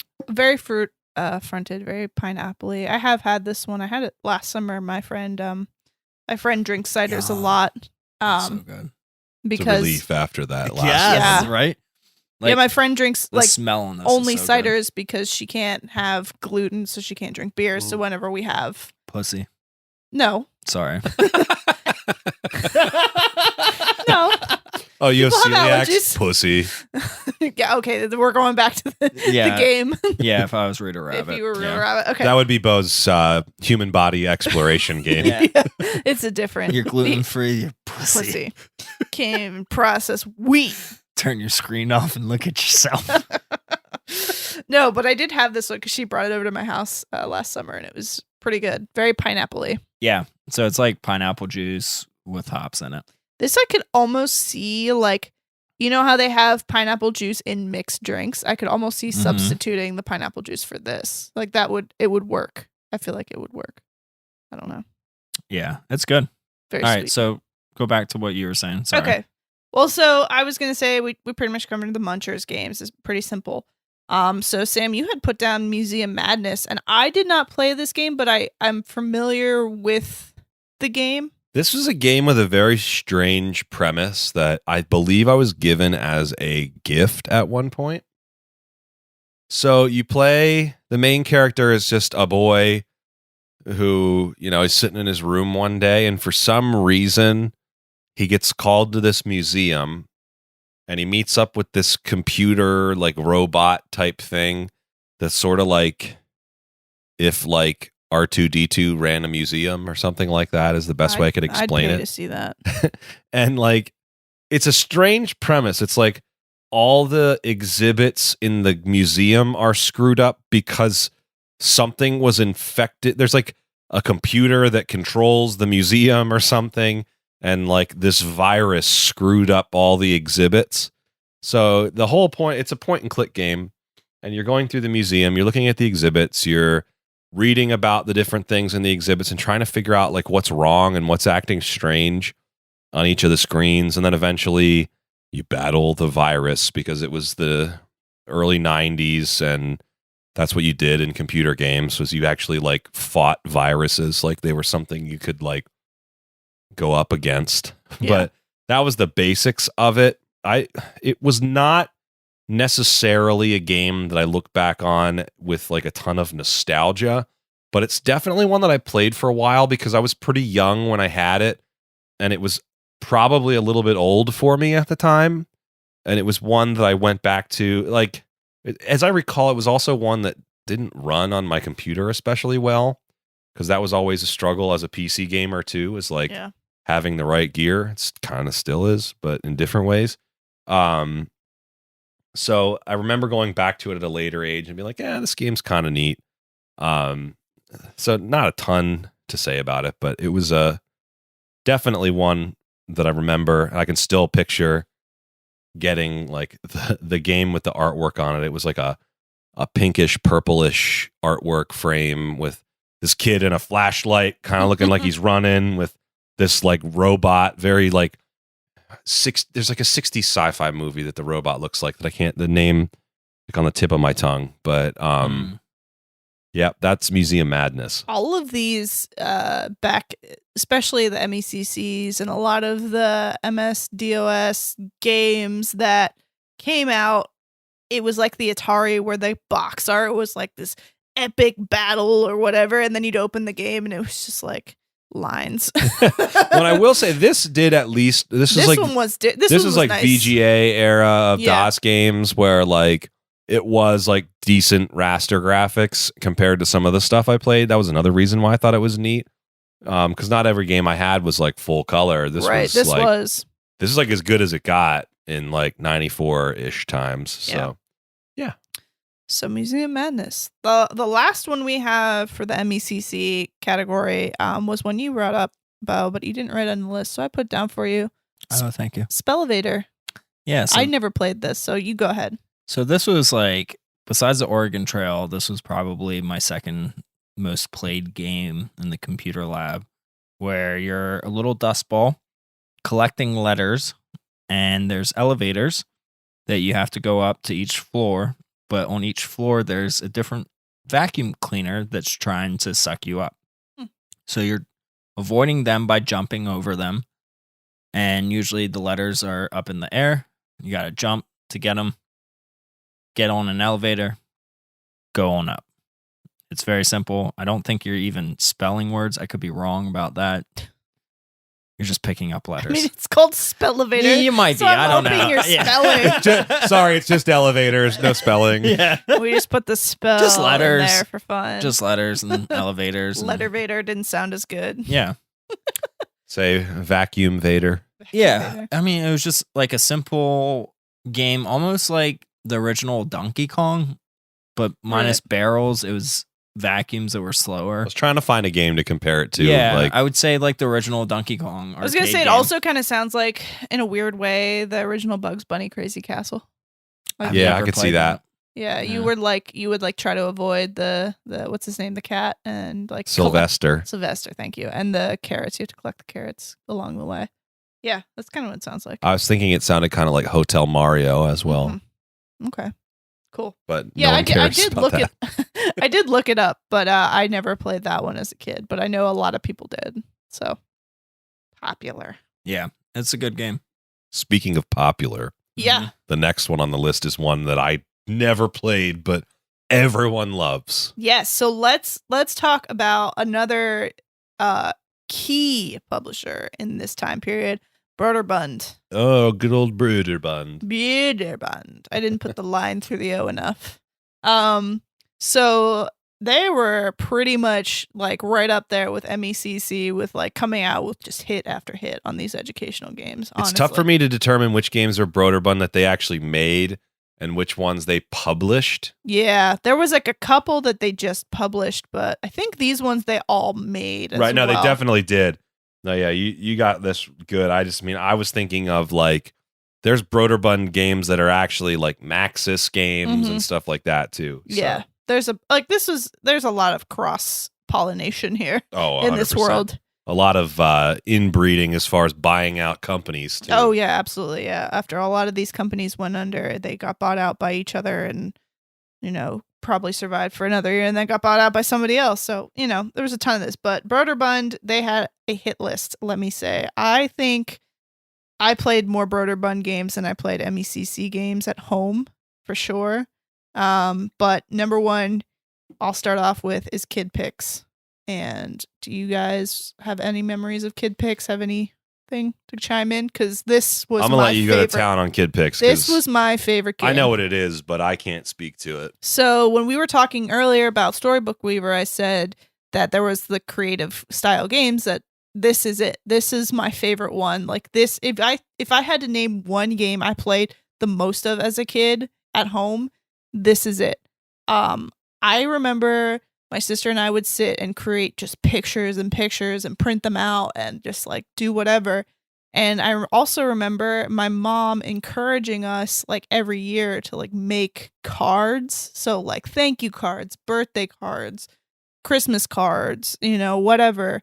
So we would go on the essentially this is like, MS Paint for kids. So we would go on the computer, open up KidPix, you'd make your design, and then you could format it in a certain fashion. So it's a card, you could fold it or whatever, and you print out the design, and then boom, there it is. So like if I had a birthday party to go to, I was making a card for that person. I never bought birthday cards when I was a kid. Like we never went out and bought a birthday card and, wrapped up that in the present and said, here you go to the birthday party. I always had, my mom was like, okay, you're going to a birthday party. You got to go make a card and then we'll wrap the gift up and we'll go. So I think that was like really cool because it gives you the ability as a kid. I don't think I realized it, but like the ability to express yourself that way. Like, oh, I use this, princess stamp because it makes me think of you, and the balloons because it's your birthday or whatever. Whereas most people were just like, here's this Hallmark card. This is happy birthday. And it's got Elmo on it. Like, go to your party. Have fun. So I remember a lot of that kind of stuff. I also remember we had it at school too. So we did do a lot of it there again with kind of things like where we had an assignment or something we would create there. Or if it was just like a fun day or whatever, we'd make designs and stuff. So it was just like MS Paint? Yes, something? It was just MS Paint for kids. It was a lot more than that though, because Was it combined MS Paint with like print shop Yes, kinds so of software. you had options where you could create designs using different Like tools. stamps. Yep, stamps, tools, and things like that. And there was like backgrounds and patterns and all these different things. And as KidPix progressed, because it wasn't just like the first one was just pretty basic. The second one I think was where I spent my most time on. I think that's the one we had at my house. And then there's like a third one that came out in like the late 2000s that had like 3D graphics and stuff, but I was way past my time. But I remember a lot of like using different things together to create. So it wasn't just strictly a paintbrush or whatever. There was a lot of different options. Also, there was a guy that he had a face, and it was at the bottom of like there was like a line of tab on the side essentially of like little boxes you could click to change your tool, almost like like Photoshop or something. And there was a little guy's face on the bottom, and that was if you messed up, you could click on his face. And he always said things like, oh no, or like, oops, or something like that every time you clicked on it. So it would just be really funny that you were just clicking on this guy and he just kept saying these weird things. So I just have vivid memories of being in a computer lab and somebody just pressing that consistently. That's funny. Just making those noises. So it's definitely one that I'm kind of bummed that it passed me by, because it's a piece of software that, as a decent amount of my career is like creative based now, doing web graphics, doing that kind of thing in the work I do. I feel like it's one that I really gravitated towards. I mean, obviously I had print shop style programs, and I had a Microsoft developed print shop program for kids that I was a big fan of, but KidPix was just one that it's like, I knew that it was out there, but it just kind of passed me by. Like I had a friend that had a System 7 Mac at home, and he had it, but it was never one that I got to really dig into and understand. Yeah, I did find the original of it online. We'll talk about where to find these games a little later, but I did, when I was researching, I did find a way to play this, and it was really nice to be able to go back and do that again. So that's KidPix pretty much. I feel like Mario Paint would be like something very similar. Mario Paint had a few more bells and whistles that were different than KidPix. It was a little different. But the original KidPix was pretty cut and dry. The second one was where they started getting a little fancier. And then I know that they had like the KidPix Studio, and then they would have like the add-on packs for it too. So like you could buy a secondary disc or whatever it was, or a floppy at that time, whatever it was, and you could add on more things to that version of the Studio that you had. So like they'd come out with the Studio, and then like a couple months later they'd come out with a new pack kind of thing, and you could add these things to your Studio. So they kind of expanded on it a little bit. So another one that was from Broderbund was a super, super popular one. I think everybody, right after Oregon Trail, if you ask anybody about computer games, this is one that they played too. Carmen Sandiego. Absolutely. Say Carmen Sandiego, I have fond memories of both for its TV show and the game itself. TV show was so good. Yeah. I don't think I had a copy of it at home. I think there was a copy. I don't remember of which one I had at school, so I definitely played it, and I played it at somebody's house, but I remember watching the TV show. There are a couple different versions of the game. There's the original, it was like 80s. It actually had like a big old book with it too, as I seem to recall. That you used as part of the game. But and they also had a version on the NES too that came with the big encyclopedia. Right, yeah, absolutely. I had Where in the World is Carmen Sandiego 2.0. It was like the deluxe version of the game before they did a new version of it a little bit later that I've played when I used to work at a daycare, and they had a computer the kids would play, and I'd sit there and play the newer version with them. But I had the second version of this game, and it was one that I thought I liked more because I loved the TV show so much. But I think this is another game that was a little bit... I had two older sisters, and it was really their game, and I always wanted to try and play this game. So I would get into the early stages of it, but not be quite equipped with the mental tools to make it happen. But definitely a fun idea of a game. A lot of elements from it eventually bled over into things like Mario is Missing, even. But if you're into that kind of stuff on the Nintendo stuff. But it was a very interesting premise to go after criminals by using your geographic skills. Yeah. Obviously, Bo, you didn't play enough of it because you didn't know where Minnesota was. Well, you should have played Where in the USA is Carmen Sandiego. Oh, yeah, that's true. Got there. Not Where in the World or Where in Space or Where in Time, but the USA. I was just Where in Time was the other one. I was just killing all the fucking deer and jumping over vacuums. Like, obviously, that's what happened with me. But yeah, no, I mean, Carmen Sandiego was amazing. It was like a really good introduction to like storylines too. Like I agree. That the Acme, was it Acme? Yep, Acme. Acme like studio or where the criminals went to like Acme. What were they? Well, Acme wasn't Acme the headquarters? Yeah, the headquarters. The headquarters. That's but what it was like run down. They're like all these detectives like weren't doing anything good. They had a high score area in the basement, I believe, and nobody was on the list, but you would get on the list once you started cracking down some cases. Carmen Sandiego herself was like this hot lady that nobody knew what her face looked like. Big floppy hat. Yeah, she had a big old red hat. Never saw her face. You'd only see her like lips. It was just good. And yeah, they made a TV show about it. Changed up the music, the song behind it a little bit, but it was still very catchy. Sam, can you sing it for us? Oh, I can do it, Rockapella. Do it. I need like 4 other people though. All right, I'll help you. Yeah. You start it. Well, it starts with that rock and bass line where everyone yells, "Do it, Rockapella!" And then you hear him go, "Do it, Rockapella!" Yeah, do up, do it, do it, do up, do it, do it. Yes. Where in the world is Carmen Sandiego? There you go. There it Love is. it. Yeah, that was really good. That was wonderful. Album's coming out later this year. Rockapella actually has like a studio version of that theme song Awesome. that I listened to well into like college because I was into the whole like I was into like a cappella singing and all that. And Pitch Perfect over here. Yeah. And that song is so good. Like as far as like kids TV themes go, like quality. Having a freaking a cappella group do a theme song for a kids TV show.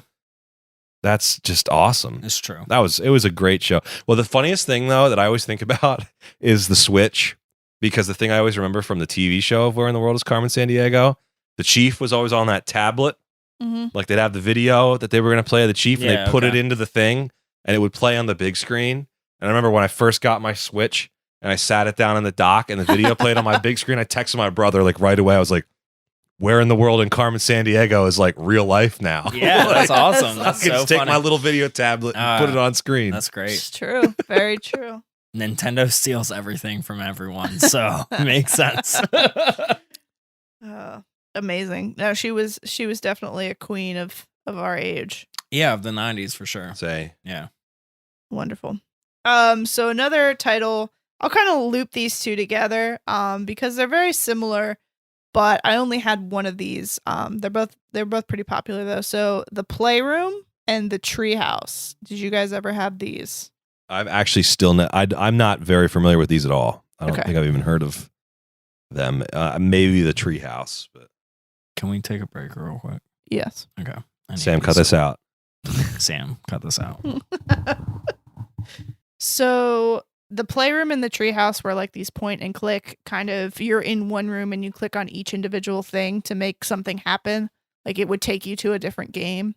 So The Playroom was something I played a lot growing up at home. And then I think like kindergarten, it was probably at my school, but it was essentially aimed for preschool kids.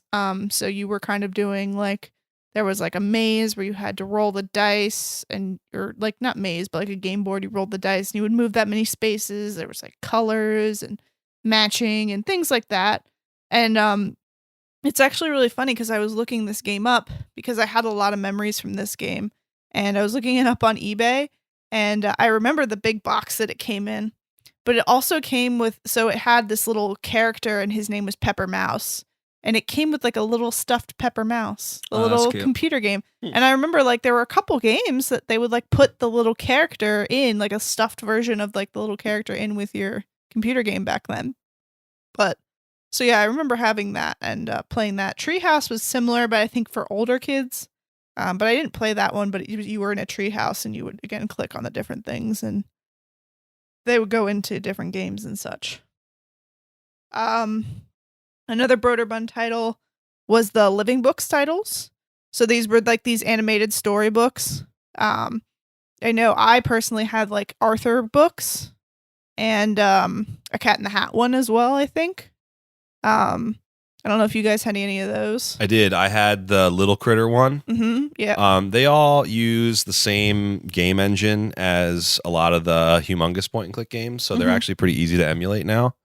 Yeah. Through the Scum VM engine. Mm-hmm. And I recently checked them out again. They're like half point and click adventure, half just like play along with us and you get the story. Right. But at the time, like early 90s, they were neat because they were very media rich for what they were. Right, yeah. A lot of audio and a lot of like animated visual. It was kind of like having a cartoon like on your computer screen, which people take for granted now. Yeah. But it was pretty unique for what it was back then. Yeah, I remember like with the Arthur ones, it would have the words on the screen and they would like flash the color or like yellow color or whatever when they were reading it. So it'd be like, Arthur went to school and it would be Arthur went to school as they were reading it. And then like you could, after they were done reading, you could go onto the storybook page and like click on like the school bell and it would ring or like, something like that where it became interactive. So you could, they were telling the story that you knew, but you could click different things and different things would happen. I seem to recall an Arthur one where Arthur got a computer game and him and Buster were there playing the computer game. And Arthur's mom was like a CPA or something like that. She needed to do somebody's taxes. And Arthur's computer game broke the computer. Oh, no. After he was told he wasn't supposed to be playing anymore. And he got in all this trouble because he disobeyed his mom and played his computer game. And I thought it was kind of weird that it was a computer game that says computer games break your computer. But yeah, right.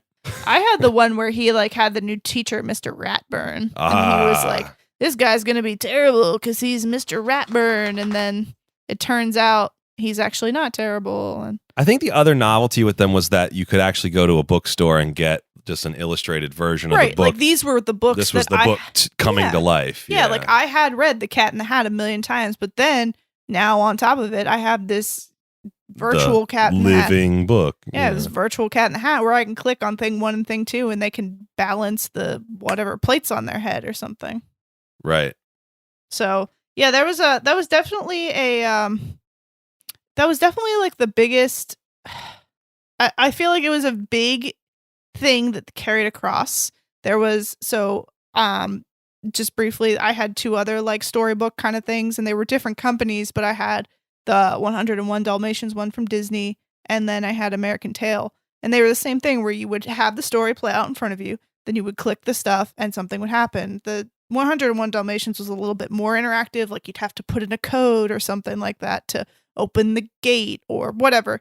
You actually had to figure out a puzzle, but it was kind of similar. But the Living Books, I think, was just like, I think that was like the version, like, that kind of started it all. Absolutely. So, the last one for Bird or Bun. Yeah. We have Math Workshop, which I'll just touch on quickly. I don't know if you guys played it. It might have been a little newer.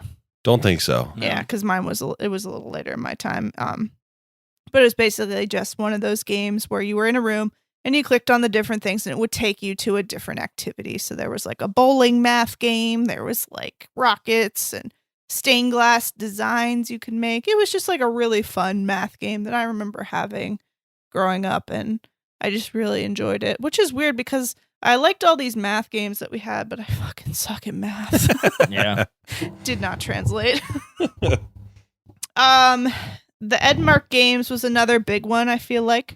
They had the Thinking Things collection, which honestly I went back and looked at the other day, and this would be a game that if you just like laid back and just, had a nice bowl of cereal. Okay. You could have some real fun with this shit. It is out of this world. You're like making designs and like, I don't know. It's just, I have a new goal for 2021 with this edutainment game. But it was just like a swirl out of this world game that we had when we were kids. I remember these characters in here. Yeah. I have never heard of these games. Yes, God, so yes, and yes. I know this. You know this? I forgot the title of it. It but yes. looks fantastic for what it is. It's definitely a bowl of cereal worthy. 100%. No, because my sister was talking. So my sister, Shit. I called her. How does she even remember the name of it? It's just, I don't remember. She was like, she doesn't eat bowls of cereal. She does. Okay. She likes Cheerios. But so I just called her and I was like, tell me all the games that we played as kids because I don't remember. And so this was one that came up, and yeah, it was just this really weird. So there's one I remember specifically that you would like make. There was like a repeating line.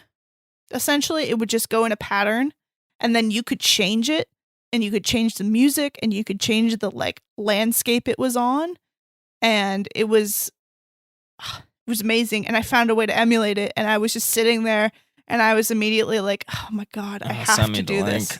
I have to do this. Yeah. So that's Thinking Things was like a really weird edutainment game. Like it was definitely out there, but it was so fun. It's like if you ate acid. Yes, essentially. And you're a computer program. Essentially, yeah.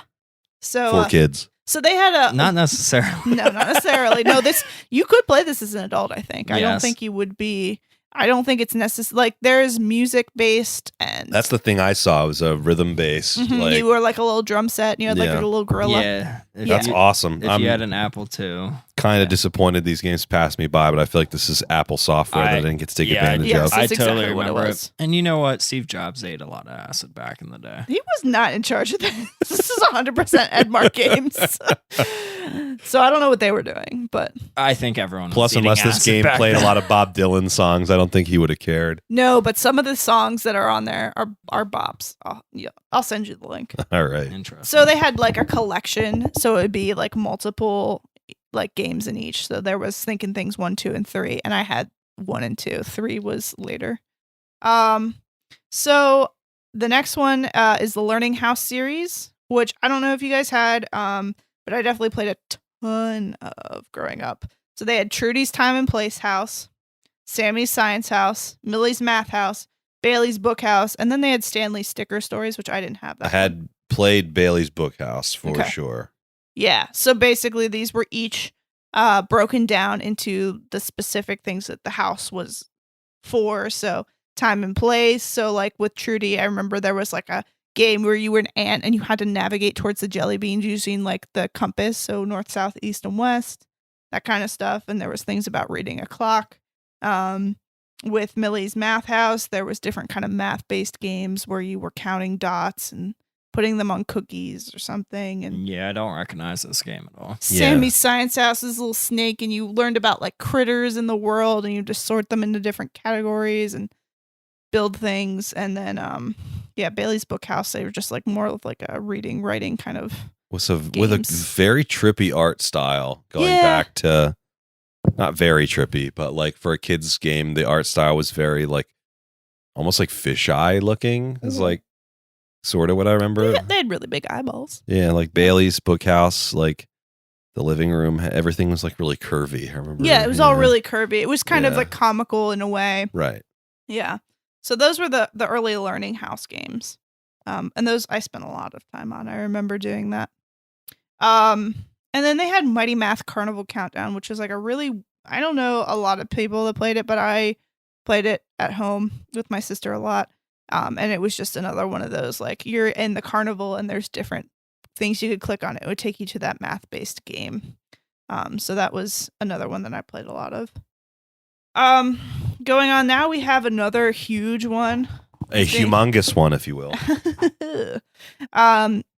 Humongous games. And this, I think, is where a lot of people spend a lot of time. And I don't think a lot of people would necessarily think, oh, this is an edutainment game, but technically it is. I mean, it was you as a kid were practicing on your letters and numbers and figuring out these things and problems based on a point and click adventure. At least the Junior Adventure Games series, which is primarily what people think of with Freddy Fish, Pajama Sam, Putt Putt, even Spy Fox. They had a couple different divisions, like of when you would play a humongous game, you'd then be greeted with like the genre tag. In addition, like there was the Junior Adventures, there was Junior Field Trips, there was Backyard Sports. And Junior Field Trips were probably more their edutainment software. They had the Let's Explore series where you'd go to the airport and you'd just click around and they'd tell you about the airport. They had another one at the farm. There was some games similar to the Jumpstart series called Big Thinkers in that series, but I think the one that most people, other than the sports ones, we can't really call those edutainment, but they were fun. I definitely had I think I had Backyard Soccer. I had all the backyard sports, but the Junior Adventure games were the ones that I probably think of most fondly. And, you know, especially the Putt Putt games, they were kind of your more elementary angle. And I guess on the other end of the spectrum was Spy Fox. Yeah. Where it was more puzzle-based, more numbers-based, more code deciphering. I'm looking up all these games right now because I don't recognize the names. I've never played any of them. Oh my goodness. Man. How old are you, Sam? I am 31 years old. All right, so I'm only 1 year older than you. Yeah, and I say I'm going to be 32 in a couple weeks. So I'm about to be 30 in 2 months. Oh my goodness. Oh my goodness. We're all so fucking old. Yep. No, I agree. Turn the monitor off and look at yourself. I don't wanna do it. Yeah, I don't recognize any of these. They man. look newer. So okay. Like newer, great updated animation graphics. style for that matter. It was an amazing animation, and it is a game series. These Junior Adventures series, still they have games going out for these characters. But these characters were never intertwined. They were all their own separate games. They made cameos, but their timelines never officially crossed. No. Gotcha. I personally know I had Freddy Fish games. So that's what I played a lot of. Haunted Schoolhouse. A+. Freddy Fish is a fantastic series. But never knew Freddy was a girl till long after I played the series. Yep. She's a queen.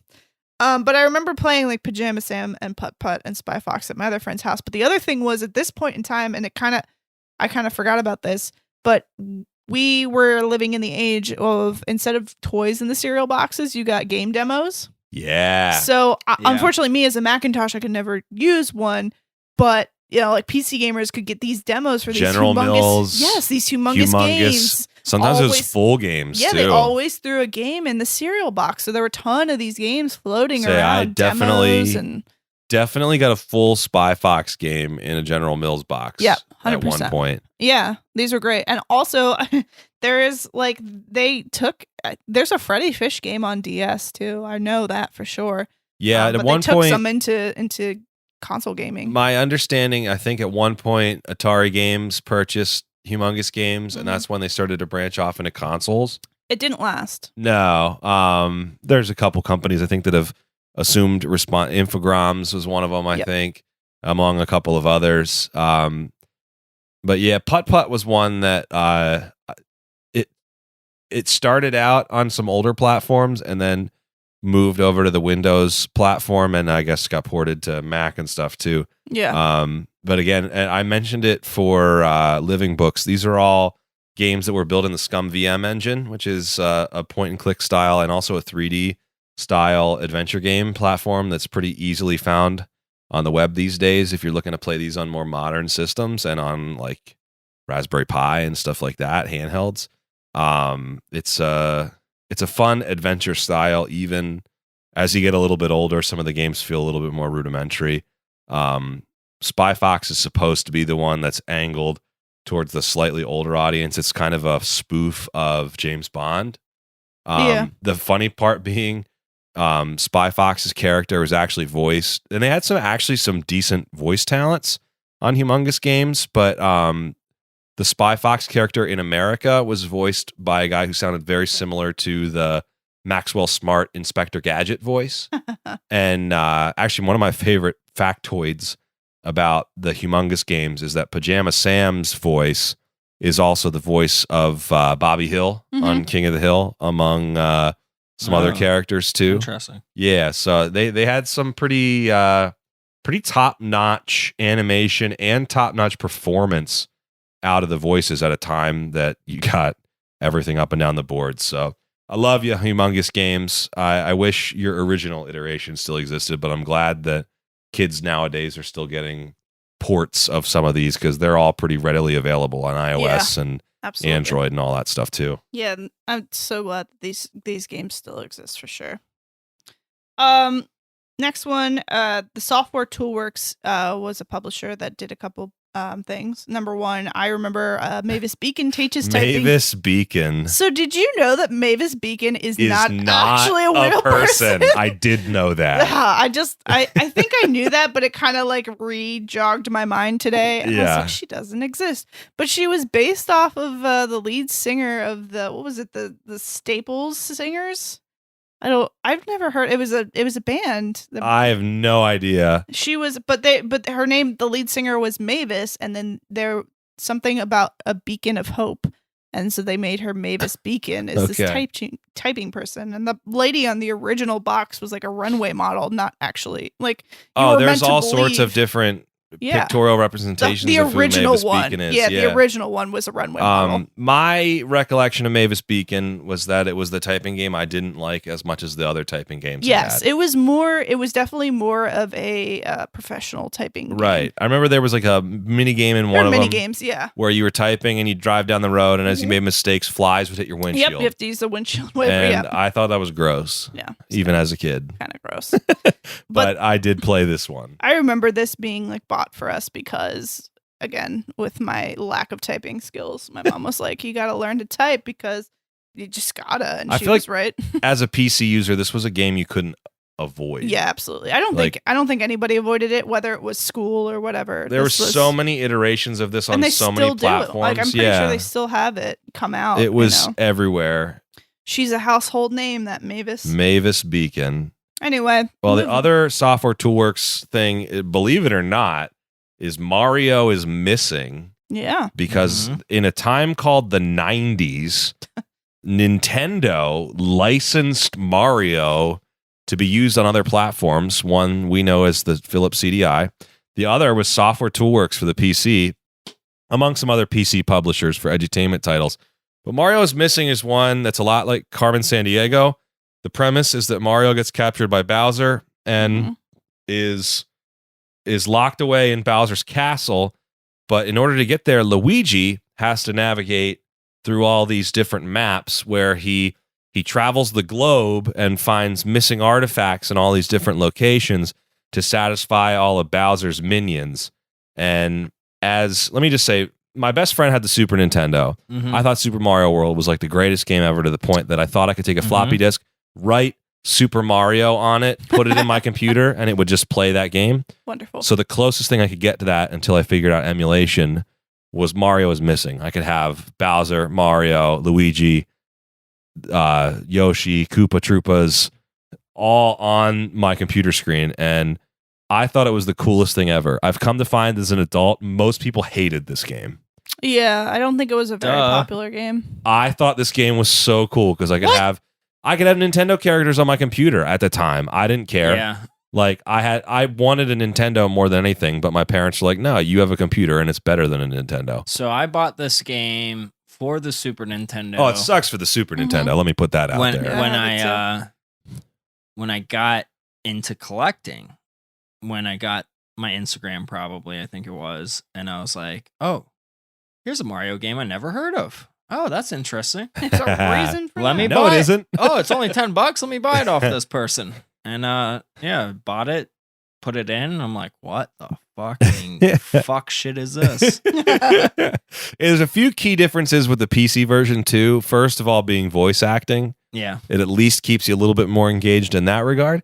The other thing is full motion video in the PC version. At least when you were learning about the artifacts and stuff, you actually watch like educational content. So if you're playing it from the perspective, my perspective on it was, it's an educational game. I knew that going in. A lot of Super Nintendo people bought it because they thought it was a new Mario game and got kind of bait and switched. I knew exactly what I was getting when I got it. Like, you saw Software Toolworks on the box, you knew you weren't getting, like, you know, from a PC player's perspective, like Commander Keen, like sweet platforming game. You were getting an educational game. So I had a different angle on it, to the point that I played that game from back to front, played it for all it's worth every time I could.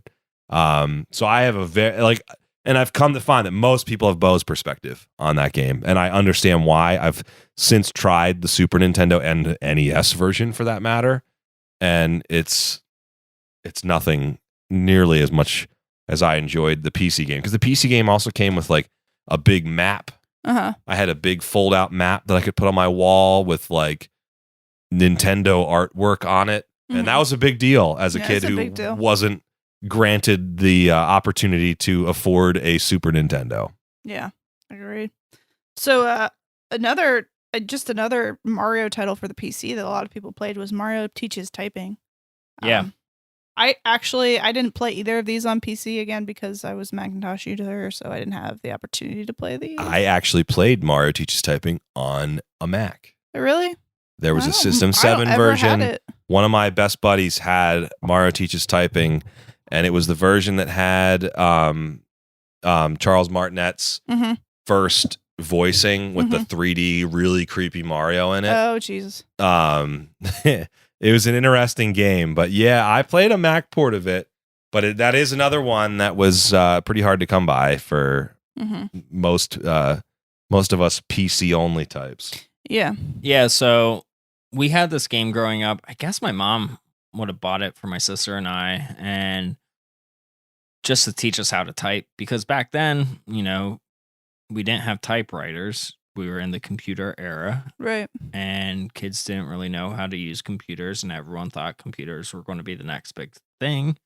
And I guess they are, right? You know? Yeah. I mean, cell phones are more so. It's a tiny computer in your hand. Yeah, I guess so. But like, it's just a computer, but it's a little rectangle. They should have taught us on cell phones. But little Razor flip phones back then. Either way, Mario Teaches Typing looks like Mario, but it's a typing game where you can choose between Mario, Luigi, or Peach. Toad is in the picture. He's in the artwork, but you actually can't play as him. So I would have my mom play because I would lose right away. And my mom, like I said earlier in this podcast, was a computer lab teacher. She was great at typing. And I would watch her play it so I could see the end of each level. And instead of hitting the blocks like underneath a block, you would just like hit them head on. You'd jump into it. That sounds and it like would a break. concussion.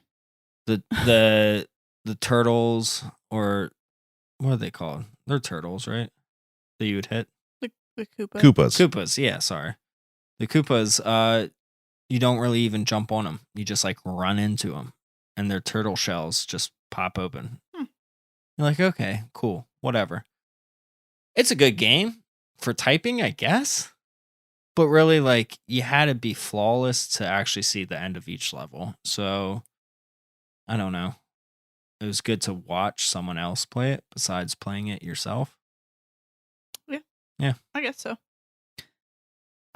Sam, do you want to talk about your body related video game? Sure. So one game I wanted to mention was Softkey. It was a publisher, sort of a mixture of Broderbund and Learning Company. It was a game called Dr. Helfenstein's Body Fun. A friend of mine had it for the Mac. It was also ported to the PC at one point, but it was sort of a mixed FMV, mixed 2D graphics board game type game. And it was a pretty typical, you learn about the human body, good food choices, exercise, how the body works kind of game.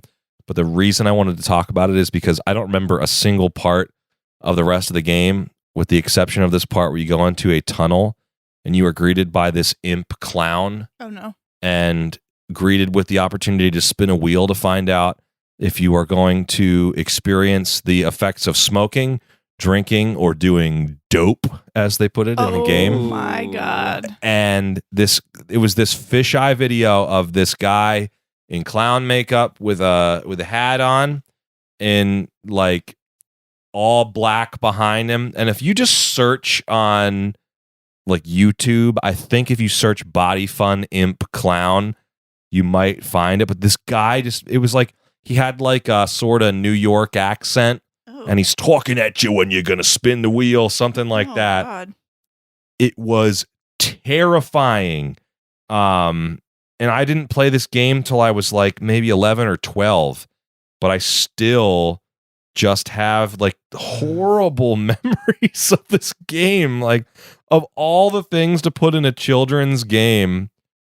I don't think you're supposed to search Imp Clown. Yeah, I don't remember what it... Actually, the search results. I know I saw it on YouTube, though. The full name was, Dr. Helfenstein's Body Fun. Right. So maybe put that in there. Dude, clowns suck. Yeah. Okay. To begin with, and they made it even creepier. Okay.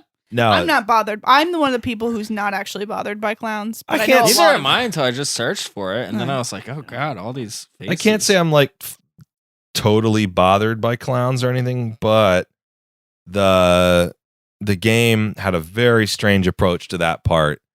And as I sit here drinking my beers and my ciders, I can't say it had an adverse effect on my desire to try those things once it was appropriate for me to do so. Uh-huh. But man, was it creepy. That was all. Oh. Well, I was thinking we can just run down. We had a bunch that we listed, and it's a lot of time, so we can just do a little honorable mention rundown on some of the games that we played growing up that we just don't have enough time to talk about. Yeah, and I mean, we can still do Instagram too. Yeah. If you want. It's fine. Time's fine. Yeah. Okay. We'll just do a rundown. Sam, take that out. Sam, cut that out. Sam, cut that out. Sam, Cut yourself cutting it out. So, honorable mention on some of these games that we've played. The I Spy series, the Magic School Bus series. Loved the human body Magic School Bus game. Good times. Disney's Magic Artist Studio. It's like kid picks, but for Disney. The Aladdin Activity Center. The Incredible Machine. The Sim games, Sims Town, Sim City, Sim Ant. I love the Sims games. The Sims too, but for me, Sim City Classic and Sim Town. Yeah. That was like school. Sim City was it. Yeah. And I time waster life. That I played at my house more Yeah, so. I don't think I ever I don't think I realized how it worked, but I remember playing it. Elroy Goes Bugzerk. That was a weird point and click adventure game of mine. Mixed Up Mother Goose. Dream Team Kids Typing.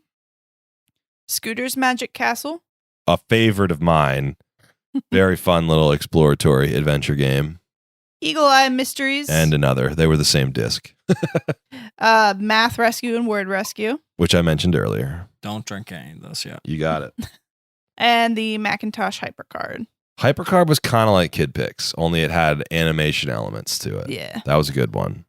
So there's a lot of games I know that we didn't mention on here that a lot of people did play. And we asked the world, i.e. our Precisely fam on Instagram. So Dear world. send us your educational games. And I used a wonderful picture of myself, circa 1997. Love the picture. Oh, so cute, right? That was a fun one. My mother, I asked her if she had any pictures of me playing computer games, and she did. And it's actually weird because I'm sitting on the floor in front of this Apple II, and it's because I think at this point we had just gotten a new computer, so she put this one on the floor for my sister and I to use while she was setting up the new one. So that's, I think, why I'm sitting on the floor. But yeah, so we asked our Instagram followers and our loyal listeners to chime in with some of their favorites. So you want to read a couple here? Yeah, I'm down. I'm bringing it up right now. Before that, though, I just poured everyone our last cider. Great. Can you tell us about it? I will not. Damn it. I will after you guys drink some, Okay. and I want you guys to tell me what you think of it. I feel like there's a hijinks in order here. There might be. I don't know. It's really sweet smelling. Smells like apple juice. Tastes like Tastes like- vinegar. Tastes like apple juice.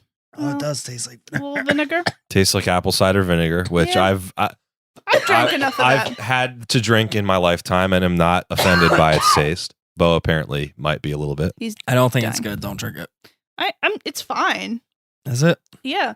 It tastes like vinegar. Yeah, it's definitely got a vinegar. It's not nearly as sweet as the other things, but it's not bothering me. No, I'm not offended by it. Okay. Can you And tell me after all about that it sweet now? stuff, that actually drinking apple cider vinegar might actually be God. good for our livers. So Yeah. Probably a little detox, a little juice Yeah. cleanse.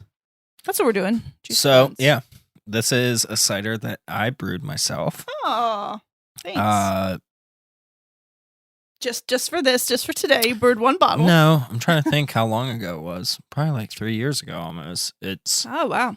when I left Zero Day, or So when they this left is- me. This is aged. It was a day that, honestly, I'm thankful it's not nearly as sweet as the other stuff we've had Okay. tonight. yeah, it's more vinegary, though. I almost feel like one of the bottles might not have been okay. Honestly, I didn't even say that to mean that it was bad. I meant it gave me the hints of that, like apple cider vinegar. yeah. Yeah, I can't. There's something in the Taste? smell that I can't quite put my nose on, but The Yeah. smell, I have 100% It's vibe definitely of like vinegar. apple. an apple, but I mean, it's aged for sure. It's But like there's almost something 3 else. years old. I just can't think of it. I dig it because it's not over the top sweet. no, Alright, I'm okay with cool. it. I'm good. Yeah. Yeah, thank you. Say Well, good smell. Good job. I'm glad you guys like Couldn't it. It's a little poss- vinegary, though. Nothing could possibly smell worse than that other drink. God damn. Okay, yeah, That seltzer? yeah. Yeah, Anyway, it's if you didn't horrible. preface this with the gasoline citrus combination, I Yeah. probably would have thought like, oh, okay. But since we came from that earlier, Honestly, I can't say that I find this smell offensive.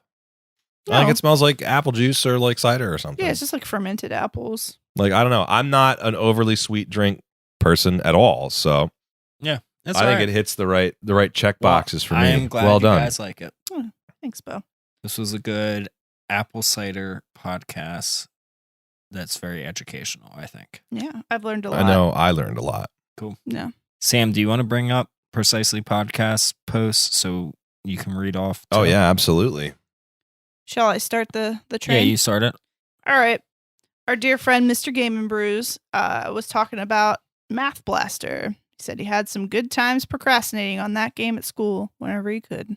And he even says Math Blaster Jr. Oh, yeah. I Right. didn't even see the junior. That's Yeah. true. There was the junior version. Forgot about that. Young one. The young one. Our friends at Lit Gaming Arena. Sam, take that out. Lit Gaming Arena. I'm pretty sure I played every single putt-putt game in existence several times over. Hot ziggity. There were a lot of I know we talked about, but there were like a lot of different versions, like There's a like lot of different 6 episodes or 7 of each something of like those that. characters. There was a ton. So G Dubly says, "Ooh, Reader Rabbit, the Incredible Machine, Gizmos and Gadgets." We did not talk about that and one. Math Blaster. Gizmos and Gadgets is a cool game. It was like a physics-based sort of mechanical engineering type game. Yeah, kind of like Incredible Machine. A little bit like not. that. Yeah, it was also had some platforming elements where you like built cars and planes and stuff like that. It was a neat game. Yeah. Cool suggestion, GW. We got random retro AM. See, maybe the cider Dude, makes all you this not cider. Random talk. Retrome is how I read that. Random Retro AM. He says, we had a Fisher-Price Fire Rescue, an F1 Mary game on a 5-inch floppy when I was in grade 1. A few years later, the computer had computers. The computer had better computers. And we would play Math Blaster or Gus Goes to I'll follow that logic. He was drinking cider too. It's fine. Gus Goes to Cybertown in the library. I've never heard of Gus Goes to Cybertown. I Sounds like a funk song. No, I'm pretty sure it was like another one of those like point and click adventures. Say Gus Goes to Cybertown might be a funk song by tomorrow. Let me get All that right. bass line. So my dad says, at Robert McGinnis, Kelly, a gamer at 6. ... Shades of the future. Sharing the fun memories of growing up is the best way to get in touch with our inner child. Looking forward to listening in on you and Bo. Exclamation marks. Plus Say Sam. shout out to Bo's dad for using 7 exclamation points in Yeah, that post. Thanks, Dad. Yeah. That was- So that's emphatic. good. Yeah, no, it was Shades of the Future, and I don't think I really realized that how much educational gaming shaped my gaming future until we did Really? this podcast. Yeah, absolutely. It was yeah. incredible Same. how much time I spent and how many games I played on those freaking 100%. machines. I agree. And I never really counted it because it wasn't a console. I agree. So Well, Never Ending Pixels says Oregon Trail, of course. Yes. Of course. But I also looved, because there's several O's there, Super Solvers, Treasure Mountain, and Treasure Cove. Those were so much fun to me. Excited for the podcast. I played a lot of computer games growing up. So did we, Never Ending Pixels. Also a heart face and high fives. So high fives right back at you. yeah, those Super Solvers. I know a lot of people played those, but I never did. I want to say were those similar publisher I to think it was- Gizmos and Gadgets? I'm pretty sure it was MECC. Okay, I was Could going to be say, I knew it wrong, was one of those big. but it Yeah, was yeah. So one of those big publishers that we talked about. our dear friend We Deem channel says, of course, Oregon Trail and Where in the World is Carmen Sandiego on a Mac in school at 5 years old in 1988 was my first introduction to gaming, period. I remember playing Math Blasters, which is funny enough, released the year I was born in 1983, but probably played it at 5 or 6 years later. Exactly like we were saying, we played a lot of these games later in their life. But I loved the simplistic but entertaining animation. I actually have a copy of 2 of the games in my collection. I also remember Mario typing in Mavis Beacon, but I used to cheat when the teacher wasn't looking. Ironically, typing after a while just became natural to me, and I was typing without looking out of nowhere. It surprised myself. I remember Reader Rabbit. Okay, let me stop here before it takes Kelly or Bo the whole podcast to read my comment. Good form. Thank you, you. Sal. Appreciate that. Appreciate it. MKN_retro gamer, our next guest on the podcast, says, I don't really remember any educational games. I was going to play the age card, but then I realized that educational games have been around for a long time. I definitely seen them for both the C64 and the Atari 2600. Since my parents weren't that invested in getting games for my C64, I guess I self-curated a selection that were mostly action-based. I did, however, get Where in the World is Carmen Sandiego on CD-ROM when I bought my first PC with a CD reader, but I never played it. I'd love to take a crack at Typing of the Dead, though. Oh, I've heard fun Oh, things yeah. about Typing of the Dead. Mhm. That's Yeah. a Dreamcast game. Yeah, yeah. Yeah, I mean, there really was a ton of games that were coming out, and it wasn't just like we talked about how we played them on Macs and PCs and stuff, but they were coming out on the Amigas, they were coming out on C64, they were coming out on Atari computers. There was a lot of these that were cross-published in the early times, so there was a lot out there. Well, the next one is probably my favorite in the comments. Good. But Yeah. the _retro gamer. Hey guys, long time fan, first time commented forever. I would have to say, I can't even say. I would have to say that my most favorite educational game growing up was Leisure Suit Larry on my 286. I learned, and if you know where we're going with this, okay. I learned that not wearing a condom resulted in sudden death from an 80s pandemic that still scares the shit out of me. Years later, I learned my lesson and got, in quotes, girl germs. Thank you, the _retro gamer. Love you, man. Say, gotta love Leisure Suit Larry was probably educational for a lot of different reasons for a Yeah. lot of kids. Shout out to LucasArts. Oh man. And just end it with Sega Bob. Yep. Sega Bob 884 said Zumbinis was a fantastic logic game. Blue Heart.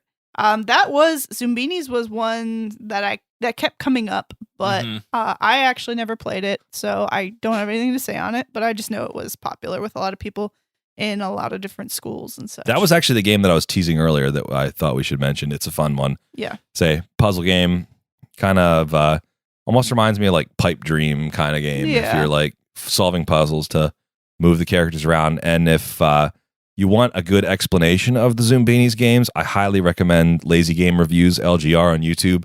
Has a great retrospective review of that game. And a lot of these games that we've been talking about throughout, if you're looking for something to watch on YouTube, he doesn't necessarily need our endorsement. He's quite popular. He was really cool, though. Say fantastic YouTuber. First time I ever watched his videos, I was hooked. I was like, this is great. One of my all-time favorites. Been watching his content for like 10 years. Yeah. Absolutely love his content. So Yeah. shout out to you, Clint. You are fantastic. Thank you, Clint. This episode, all the research that we did, I watched a lot of YouTube clips, and I gotta say there was a lot of really shitty YouTubers that I watched. God, I hated watching so many of them. But the nostalgia I was getting from watching these games being played was I was getting so angry at some of them. unparalleled. But yes, no, there was a lot of them that they were just like saying stupid commentary. And there's one person that just had his face up on the screen. Oh, I never watched any with faces. They were just talking over it. It was a screen of the game and then a small face of them. Right, I just understand. watching it. Oh, being like, oh, I hated that person from Rita Rabbit or whatever. I'm just like, I fucking hate you. I hate you right now so much. And I'm at work. At work right now, and I can't fucking change it. Like my boss can't see me looking at my cell phone. Like, yeah. Anyway, it was the worst. The other thing besides YouTube that I use to unlock a lot of these memories. Sam, take that out, by the way. Okay. A lot of Sam, cut that out. Yeah. a lot of the ways besides YouTube that I unlocked some of these memories was through emulation. So you are available to find most of these games, I'll say, via DOSBox emulation, Scum VM emulation, or on your web browser via archive.org and others. Like I found a lot on Classic Reload and Classic Games, etc. Say tread lightly because sometimes they say they're abandonware. Respect the publishers and the developers if you can, but a lot of them nowadays aren't really worried about some of this 80s, 90s stuff. So pretty easy to find, pretty easy to play right in your web browser. And Kelly, thanks for doing all of this research too. Thank you, Kelly. I have a lot of memories, but this was a lot of work, I can tell. This was so fun. I think I felt so good doing a lot of this research just because there were a lot of things that I forgot about. Like, honestly, half these games I didn't remember until they came up on a Google search or somebody mentioned them to me, and they were just lost to time in my memories, and now they're brought to the forefront. I just remember all of the good feelings that I had playing these games, playing them with friends, playing them with my sister. Like, it was just a great time to grow up in the era that we grew up in with the early advent of computer games. Yeah. And I hope that a lot of the kids can look back now and enjoy some of the edutainment that they have. But I really think we grew up in an unparalleled era there. I completely agree with you. I feel like the era that all three of us have grown up in, we got to see every era of video games for the most part. Like, maybe not the earliest ones, but we've seen them all so far, and we're going to die with them too. You know, it's a unique place to be in because, appreciating the modern things that are available. Yeah. but still knowing where a lot of it came from, I think is pretty important. And to have had the perspective of some of this stuff that is quite, dated nowadays, but still appreciate it. Dated, but the nostalgia is there. It's funny. Yeah. It's funny how much a kid's memory remembers certain things or images or sounds or whatever. Right. And, that all brings us back to nostalgia and what made us happy back then.